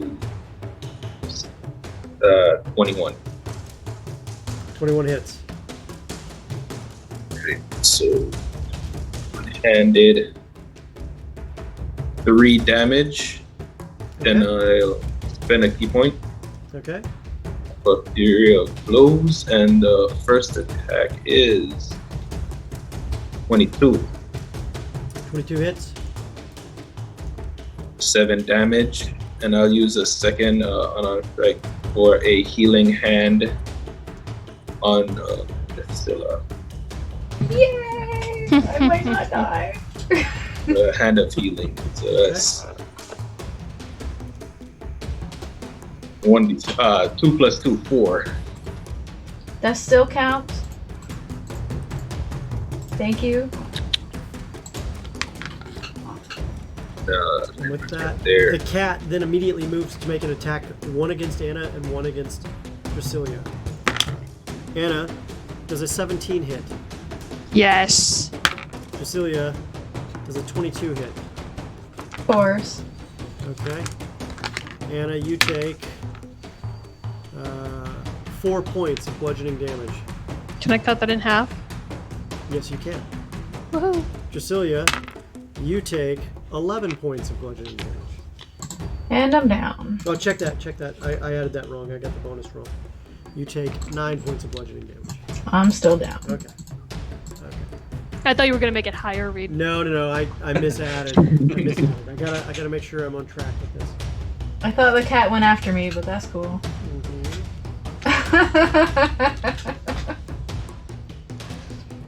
Alright. Oh, man. Alright. And Midas, your bow is drawn at the window. What's going on? Can I see movement, or is it still just that black a sphere of shadow there? You just see a sphere of shadow, and you're hearing the howls of something within.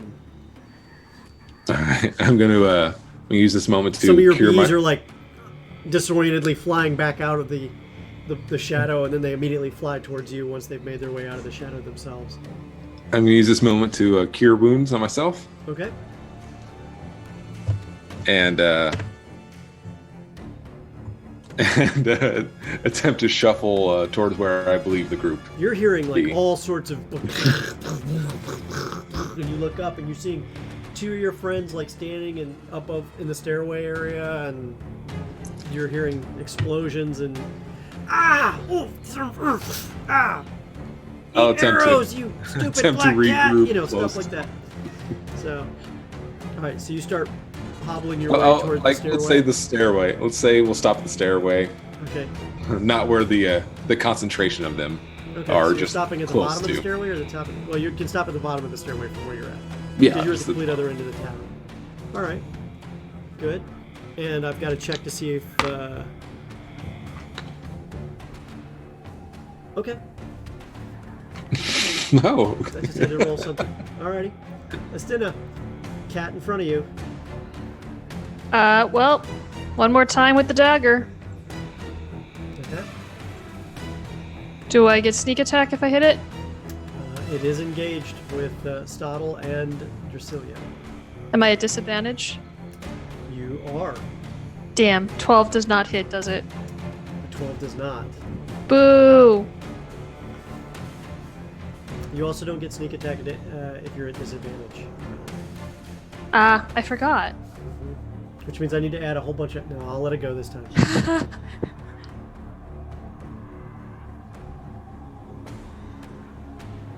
All right. Is that it? That's it? That's all you're doing? Well, not much else to do. Okay. Alrighty. Torgron. This I'm fine. beast is coming for you one way or another. Or you're going to stop it right here. Yep. Eldritch Blast is all I have left. Okay. So at disadvantage, it doesn't matter. Those were both 18s. So that is a 24 to hit. Hits. And then the second bolt is a 13. 13 hits. For 13 points of force damage. You finally strike home with the Eldritch Blast in a way you haven't in a long time, but you finished off yet the second cat today as you watch it electrically arc and smoke arise from the shadow itself and then just dissipate as it fades into shadow and nothingness once more. For the briefest of moments, it's very quiet as the wind blows in from the broken glass above where the window was. Curtains scorched with Eldritch Blast and claw marks shredding through it. Below, quietly in the window. You hear the sounds from below. As you look down the stairways, you guys see Bran, arrow knocked in hand, glancing up and then glancing out the window. And he looks, well, to put it mildly, pretty battered.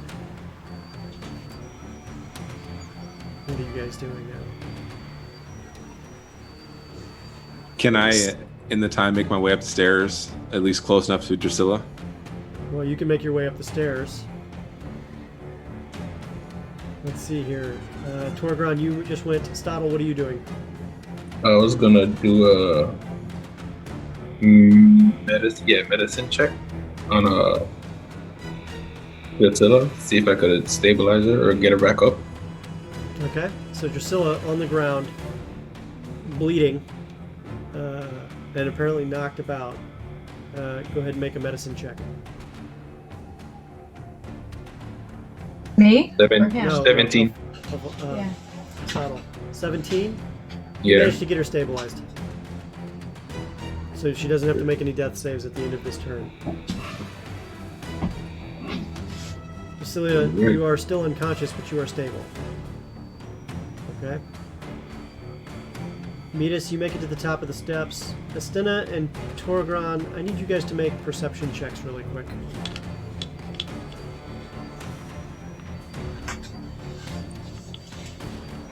$22. 9. You too? Estina, the hair on the back of your neck stands up and you turn just as another cat's entering the window. What are you doing? I take the dagger in my hand and I throw it at the cat. Okay. And since I have the assassin bonus and the creature hasn't hurt anybody in combat yet, I assume? Hasn't taken a turn in combat? You do not get critical in this. No, not critical, but I have advantage on attack rolls against any creature that hasn't taken a turn in combat yet. Except this has a disadvantage to hit it in the first place. So can will I give just you do a natural? regular shot. Okay. Because it doesn't know this is coming either. Dirty And 20. The window hems it in a little bit. All right, roll for damage. Okay. So just a normal hit, Normal no hit. sneak attack? Normal hit. Worth a try. 6 points. 6 points. Your dagger goes into the shadowy cat, and it leaps forward. Dagger still in its side. And I yell, "Look out! Behind you!" And Toragron, it's now your turn.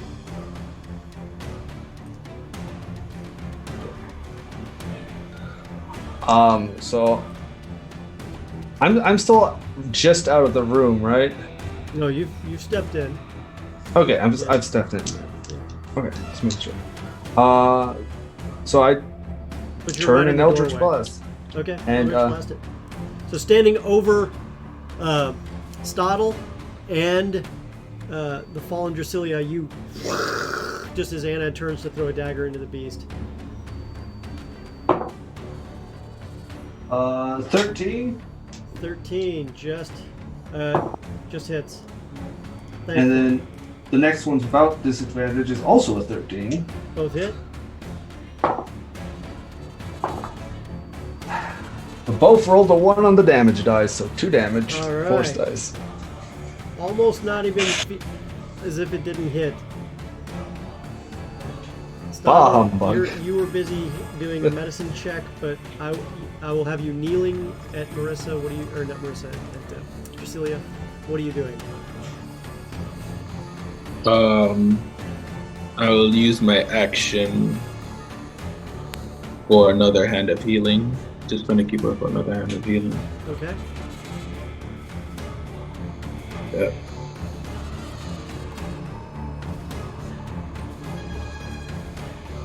Three plus 2, 5. So Plus 5. Drasilia now has 5 hit points and is conscious. And she's looking over just as a cat is lunging into the room.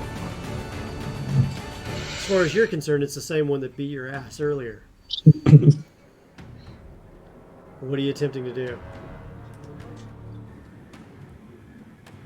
I'm gonna Misty Step on its back and drive daggers into its freaking neck. Okay, coming to consciousness and going into Misty Step right onto its back right away.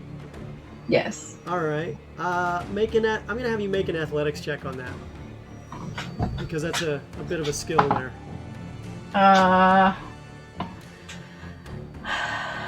2. 2. It would have been off. Come on. 2.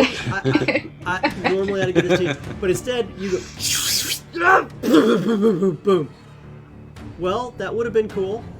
However, the cat is seeming to ignore you now, and it's looking right at Torgron. All right. And it is now Midas' turn, bow in hand, at the doorway.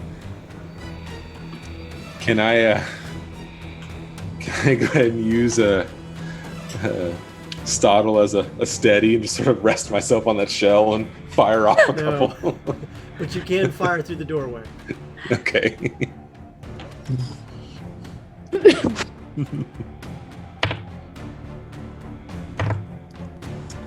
19 and a 12. So 19. 19 hits. Stottle was busy like doing stuff with his hands to make her wake back up, and then you watched her like go, and then the arrows drop. Ooh, send in the storm. I love when you make like ridiculous sound effects like that for all of you. 12 damage on that one. 12 damage. All right. Okay. 12 damage. Your arrow sinks in. Estina, dagger no longer in hand. What are you doing? Pull out dagger number 2 and I go on the attack. Dagger number 2. Switching hands quickly, you lunge in and... Am I at disadvantage? No. Oh, in that case, 16 to hit. 16 hits. And... do I get sneak attack? No, you do not. 8 damage. 8 damage. Oh, you have hurt it bad. It's looking at you and it's kind of like crouching defensively. It's doing that thing when a cat gets cornered and is really angry. Uh-huh. Anything could happen right now. Torbron, it's leaping for you.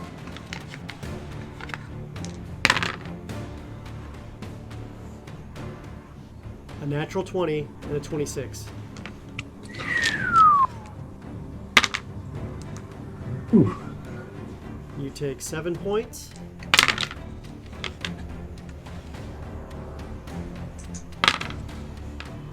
Ooh.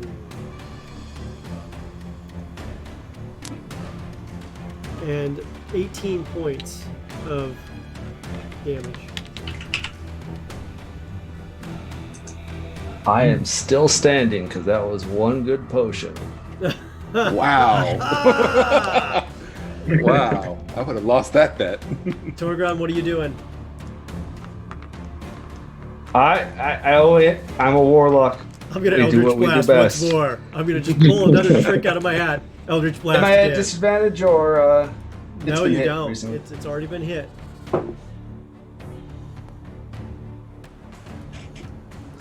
All right. One of them misses because it was a natural 1, but the other hits with 18. Okay, roll for damage. And I do 6 points of force damage. How do you want to do this? Woohoo! As the 3 for professional 3, cat buddy. slayer, I imagine the lightning of this one hits the snout and it just ripples through the entire cat. The cat completely dissipates in a ripple fire of the electric blast of the eldritch energy as it just ripples through and it just disappears from front to back. And the wistfulness and stillness of the air is still there. Cold air now rushing in through the window. The bed, well, your bed has been crushed. Stottle's bed is still okay. The window is busted open. The 2 nightstands by both sides have been crushed. There's glass all over the floor. There's blood on lots of things as it's sprayed from all of you guys. And you see Drasilia kind of get back up on her feet. What are all of you thinking right now? I'm thinking we should get in one of the rooms with functional windows and just all huddle up in one of these rooms with maybe Stottle resting with his shell to the door. How about a room without windows? That sounds even better. If there is one. Well, anyone else have any thoughts? When they said cats, I thought they meant normal ones. These weren't cats at all. Oh, they're sort of like cats. They should have said sort of cats. No cats I've ever seen. Through the night, as you hear through the broken window, you do hear the occasional sound of what sounds like thrashing, busting furniture, screams, cut short blood-curdlingly fast.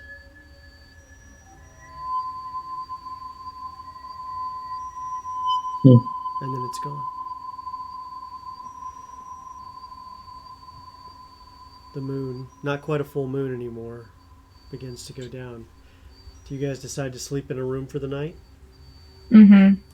Yeah. Yep. Okay. Yeah, everybody can crash in our room. Y'all gonna have to get the floor though. Startled tucked into the shell. The floor is fine. I can go ahead and burn my cure wounds on Drasilia before. Thank you. Don't thank me too much. It's only 5 points. Well, I had 5 when I woke up, so now I got 10. You guys sleep, and the next morning you awake to the sound of,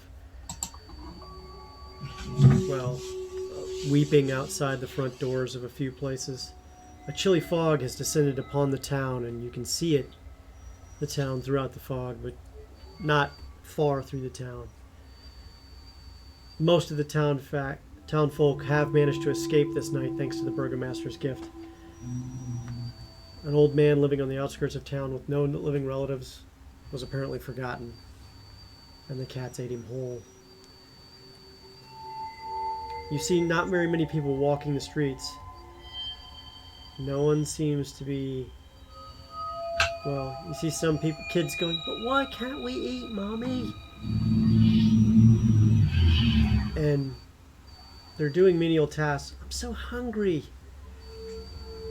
We can't risk spilling any wine or any food today. We just can't. The Ash Man comes tonight. Do you guys like to eat? The innkeeper comes out. I hope you guys are paying for that. This is your fault. Well, honestly, the cats were gonna come regardless, but yes, we'll pay for it. They only come for those who don't have new clothing. Well, Had new the clothing. clothing we got was apparently used, given by your Burgermeister. That's not my problem. You're paying for that. That's 10 gold. For sure. Sure, at the end of this 12 nights, if we all survive, and you as well, we'll pay. It's 10 gold. A couple children come to the inn. We heard it got here too, but no one seems to be missing. Are you guys okay? Just barely. You guys look like you Relatively. got cuts. They'll heal. Well, our dad says you can have some planks to close up the broken windows until you get some new glass. Do you want them? Sure. That's very kind of him. Thank you. Well, you guys are very nice to us. Do you have any candy? Meatus? It's not on my character sheet, but I would imagine since I'm hanging out with Pretzel, that Pretzel probably requires some candy. It's up to you. And Meatus definitely has honey treats. That's also true. You guys give the kids candy. My name is Miriam. What's yours? I'm Torgorn. Oh, thank you, Torgorn. Thank you, honey man. Oh, welcome. Can you tell us just a bit more about what's going to happen tonight? What does your daddy say about the? He just says we stay inside and we don't spill any food or drink, and the Ashman won't come. That seems like wonderful advice. You should definitely follow it. We wouldn't want to waste any food. Be careful with the candy, then. Sticky treats are your friend. Yeah, we don't tell our daddy that we had this. don't tell him. He'll make me stop. Okay. Oh, you're muted. And then the dad comes up. What are you doing? Oh, yes, I brought these planks. The inn needs to be boarded up, apparently, on this window here. I guess the beasts got in, but it looks like what they were looking for wasn't there. That must be it, yes. Well, let's hurry up and get it nailed in. And a few moments later, he's nailing the board up, and stuff is going in, and people are milling about, but quietly so. Are any of you eating throughout the day? No. No. All of you gain 1 level of exhaustion. Although I would like to do one thing for the day, because we are in need of a healer. I want to see if the priest has any spells available. But we just got a long rest, didn't we? You did. Yes. Yeah. I'm getting sort of dubious about their cures for these situations that are coming. Agreed. There is no... I mean, the priest there... He has nothing for them. Are you guys going to go see the priest? Yes, Battle does. Are you all I'll going? follow. I'll We follow all with them. We all go. Alright, so all of you are going to the priest. So, walking outside of town into the church, it's the first time you've gotten this far away from your inn since this began. And, well, let's be honest. This is the 6th night, and the Ashman cometh. What I'm saying Get is to- yeah, go ahead. Go ahead. I'm talking to the group. Yeah. What I'm saying is, we've followed their rules and we've been attacked every night. So clearly, their rituals aren't helping us, and I think we should have something to eat. You can do that if you like. I certainly won't stop you. But I'll also mention that the only time you've been attacked physically since you were times when you left the inn to go fight with whatever was out there, That is true. except for the cats. Yeah, the cats came with the poorborn. I was Which pretty that sure still the cats were confuses gonna me have. because he did have a piece of new clothing. I gave but him it was one it of my new noon? socks. Yeah. Yeah, it was made just for me. Was it before sundown? I think Oh, so, so yeah. I thought that was when they were still there Master. together working on. Yeah. Hope those socks were new. What about the two Would invisible the buses town that hit people me? be working against you too, sacrificing you to save themselves? I hope not. So, moving in, you go to the church. Again, as you guys get to the church for the first time, Stottle goes up to the door, which appear to be closed this time. Claw marks and scorch marks all over the door. You open the door slightly, and the quiet opens up, and you see shattered and trashed pews all along the area there, doors on each side. You hear what sounds like whispered murmuring from behind the tall lectern and altar on the other end. Stained glass windows show the sun rising and a man there. What are you doing? Oh. Stottle immediately recognized the whimpering, prayerful sounds as the priest who was there in the first place. Do you wish to go further? Yeah, Startle is moving further in. Okay. Yeah, I move further into. At this point, there's no safe place in this town. So. All right. So making your way further in, he stands there and he is praying. Donovich, the priest. I see you've returned and brought friends. You shouldn't have come here.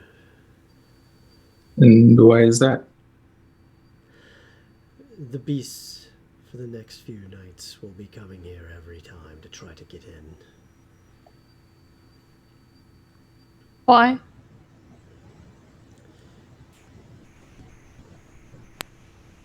They do it all the time. Why do you think they come to you? Or anybody else in this town? Then why don't you leave the town if you can't fight the beasts and they always come for you? And go where? Anywhere. You're new here still. You don't realize that you have no place to go. You could go to the next town over. It's happening there too. Or the next town from that. Perhaps Kresk. It's happening there too. This happens in every place in Barovia.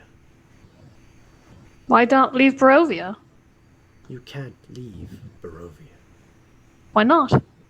Once you're here, you can never leave Barovia.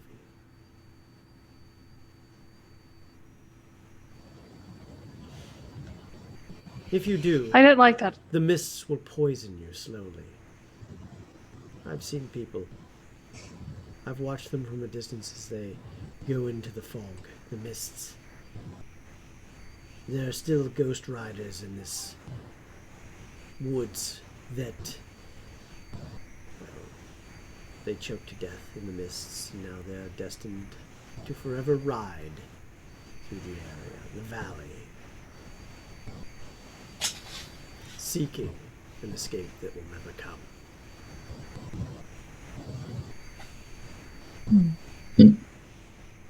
I'm sorry you The only thing we can do is pray and find our time, such as I do with the Dawnfather, which is the only reason they haven't made it completely into the church. Why do you pray if it seems you're damned after death as well? To give up one's faith means definite death and damnation. At least by having faith to the bitter end, we may be considered if something ever breaks this curse.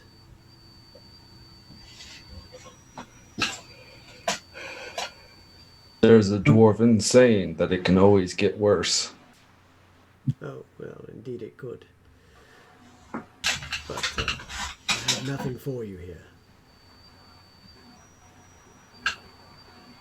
Well, What do you need? Do you need blessings?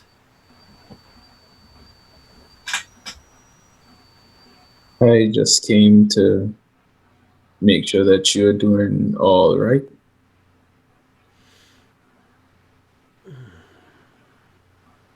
Yes, I'm fine.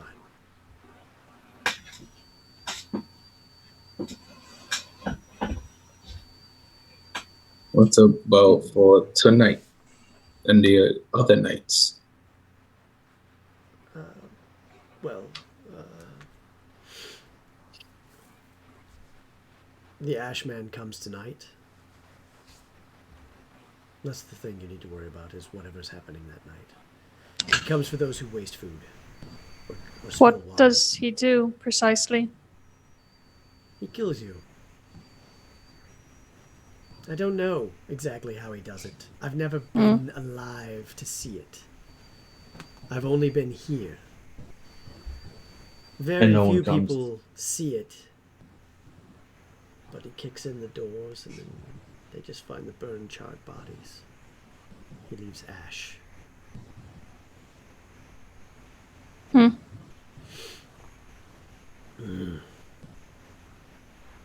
Anyway, you should go.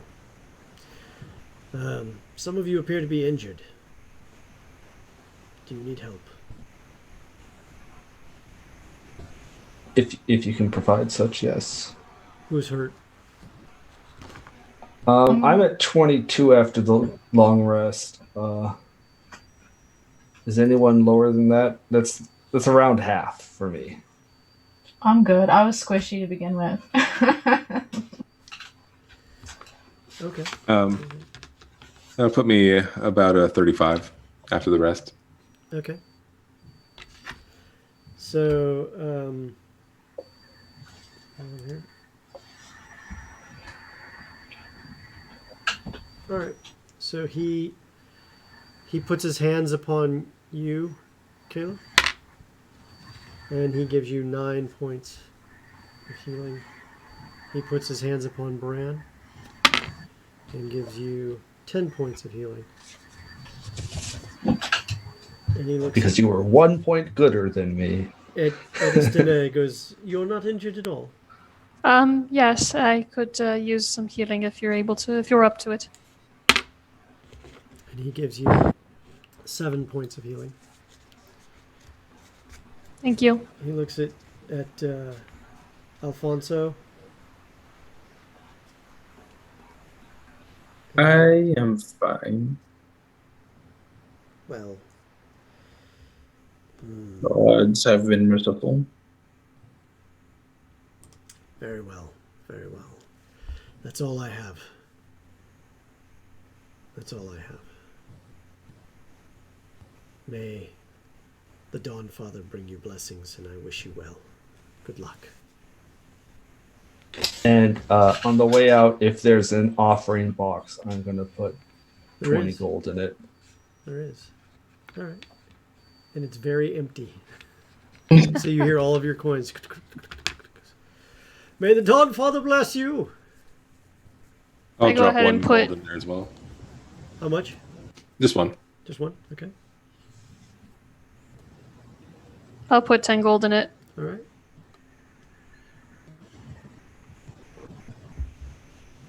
Getting back into town. People appear to be hungry and kids appear to be complaining.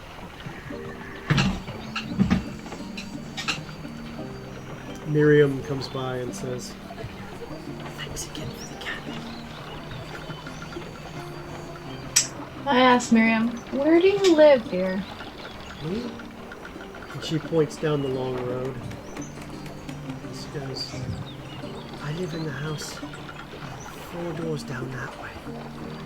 She's pointing down the northeast facing road on the right. Now, sometimes I come over here and evenings and the innkeeper gives me a little bit of extra food and stuff. Well, not tonight, right? Oh no, definitely not tonight. The Ashman comes tonight. Hmm. Did you eat all your candy? I didn't spill a drop on it. Yes, Did you lick your fingers real good? I did. No, it was wasted. I didn't even have to lick my fingers. I just took it with That's good. I pat her on the head. I like you. You guys are nice to me. No one wants to admit it, but you're probably the ones who are saving the village right now. There are more people alive this year than last year at this time, thanks to you. How many people typically die during these 12 days? I wouldn't know, I don't count. But you can see houses are boarded up. Have the villagers ever tried to band together against any of the white ladies or the Ashman? Not that I know of. And Mm. some have gone together and attempted to go fight the east in this castle.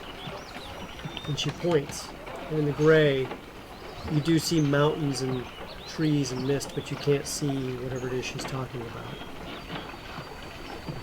Do they ever succeed? The last ones to leave, some crazy wizard came by and exhorted that he would help fight them, and a few left to go, more than a few left to go fight them. Including the priest's son. I give the group a look. None have ever been seen back. Didn't you have another child with you? That's my brother, he's helping my dad out. Did he eat all his candy? Yes, of course he did. Yeah, he's big. Okay. We reckon she's about 8 years old. I got a bad feeling about these kids in the pit of my stomach. Wanna? Well, they could stay at the inn with us. I don't think their Well, parents would be grateful. You would probably be the magnet for the danger. That's true. I kneel down next to Miriam and I ask her, "What is the beast?" She just looks at you and goes, he's the one who brings the visitors in the first place. He is the man.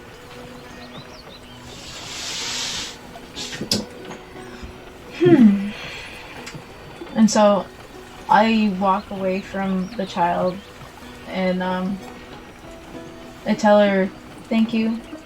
You should probably get home now. And I get out of here earshot and I bring the group Scampers over. off back down the street towards her dad's house. And I tell the group, why don't we just go to the castle and end this? I don't want to wait another 6 nights to see if we survive. Can I, as a dwarf, know that the castle's probably more than 6 days away? The castle, you could theoretically get there that evening if you leave town. But you don't know where the castle is. I look at the others and I say, "We don't really know enough to formulate a good plan of attack against whatever is in this castle. I recommend that we get more information. I think we have a better shot if we get more information, even if it means we have to face some of these other creatures." I love that chat just put in, I'm getting red shirt vibes for the kids at home, and I hope I'm wrong. Yeah, I kind of want to like chill by their door. We'd probably make them more likely to get attacked if we hang out next to the kids, not less. Yeah, so moving forward, you guys are getting an idea like, well, we really don't know where the castle is. We really don't know what's up. What's your plan? Are you going to go or not? What time is it? It's getting towards the afternoon or almost evening. If it were a little earlier, I'd say let's try and find these Vistoni, see if we can learn any more about them. They seem to be the only group that even seems to travel at all in this area. They're also the only ones that seem to believe there's a way out. Yes, exactly. Yes, they also said they wouldn't tell us unless we survived.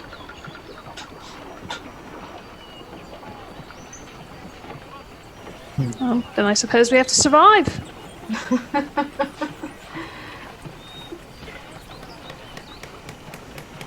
I'm really worried about these children. Yeah. You're very concerned about these children. I think I'm gonna hang out tonight by their house. Well, if it's the Ashman, he should be only able to target one thing at a time. It's one man. You're assuming it's one man. True. We should probably find more information. Maybe we could trap the Ashman. Set up all one of us has to do is not finish a meal. And we have perfect bait. Are you volunteering? Let me roll a will.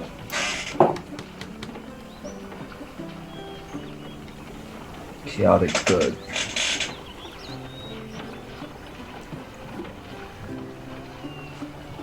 The sun has set. The fog continues.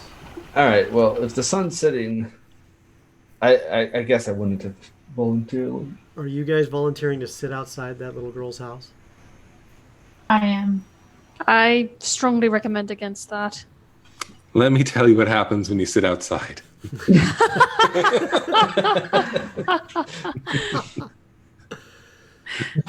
Is that what you're doing? Well, It's if he's just bait, then we probably shouldn't have him in front of her. But he hasn't eaten anything. I haven't eaten anything. So you all I wanna suffer one protect the level of little girl. exhaustion if you have not eaten.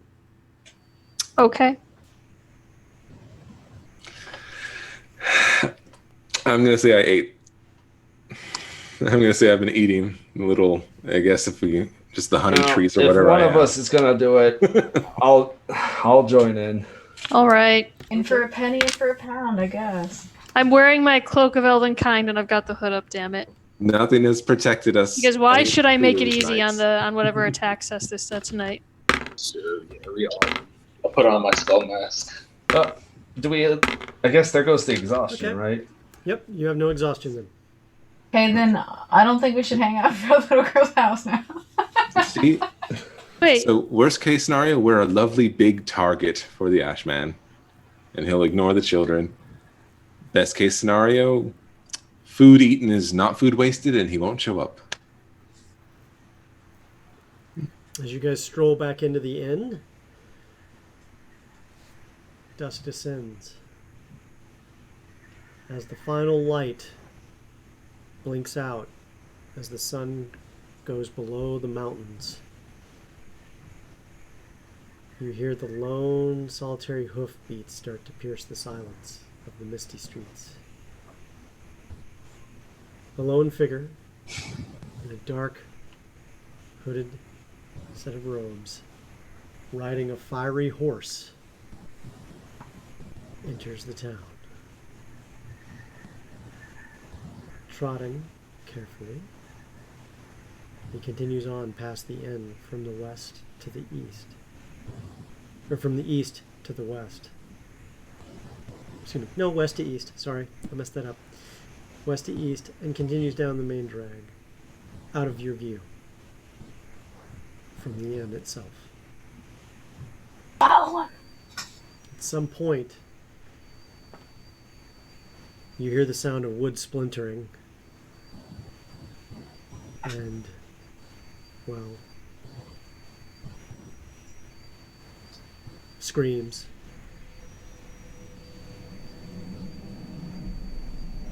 And you hear the solitary sounds of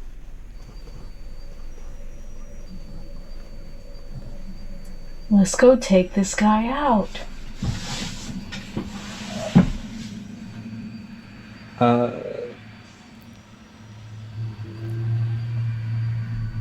How far away is he? You can't tell, you can't see him.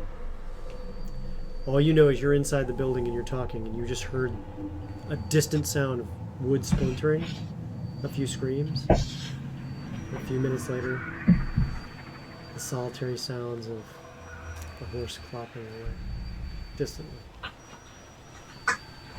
I look at Drusilla and I say, you do recall you almost died last night, yes?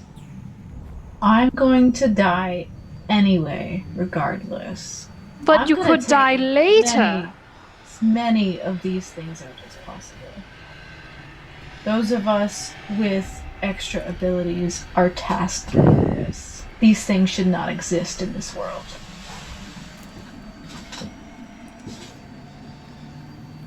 And I walk out the door. Give me 1 second.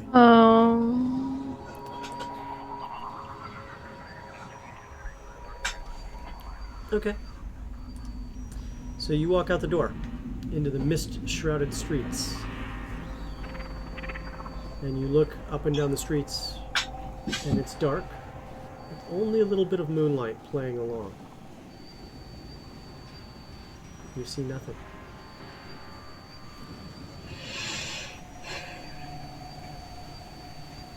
Is there anybody coming with me? No. Startle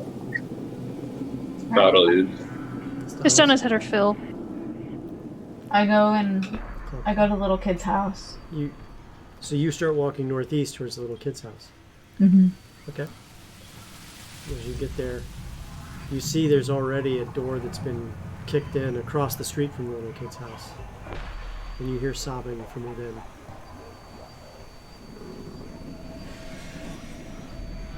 Do I see this thing anywhere? No. Okay. I can't find it, so I just sit right near the door of their house. Okay. Who else is sitting out there with her? I am. Just you? I'll join. Three of you? Something. Okay. One of these. 3 of you sit out there? Okay. So for the 2 of you that didn't, you sleep like a baby. It's great. It's one of the quietest nights you've had in a while. The 3 of you stood out, standing guard around this little girl's house. At some point you do hear the clop, clop, clop, clop echoing on the other side of the town, it sounds like. One more sound of splintering wood. And that's it. And at some point you hear it. It fades away. Almost as if into the fog. A few more minutes later, the first peaks of streaks of sunlight appear in the east. The reddish sky slowly changing from red to purple to blue as the sun comes up. You now, all 3 of you, will either sleep during the day or you will get exhaustion. The other 2 of you do not have exhaustion. Oh. I look at the 2 that stayed with me and I said, "Thank you, my friends." And you smell charred wood still lingering in the air from the house across the street. Well, I gotta go check that out. The fog starts to settle, suppressing the rest of the smoldering fires from that night. In some cases, the ash man only burned a room or a bed with whoever was in it. In one case, an entire house was burned to the ground, lost in a roaring inferno on the other side of town. Still burning, the burgomaster immediately starts organizing a bucket brigade to put out the remainder of fires in smoldering bedrooms or living rooms. Most of the villagers, however, seem to be concerned with other matters. Household chores that have gone unattended for the past week are completed in earnest. You see people sweeping floors, chimneys suddenly being cleaned in the middle of the winter, and houses generally put in order. Laundry is folded. Everything must be done. The companion to the Ashman comes, his opposite, the homely knight.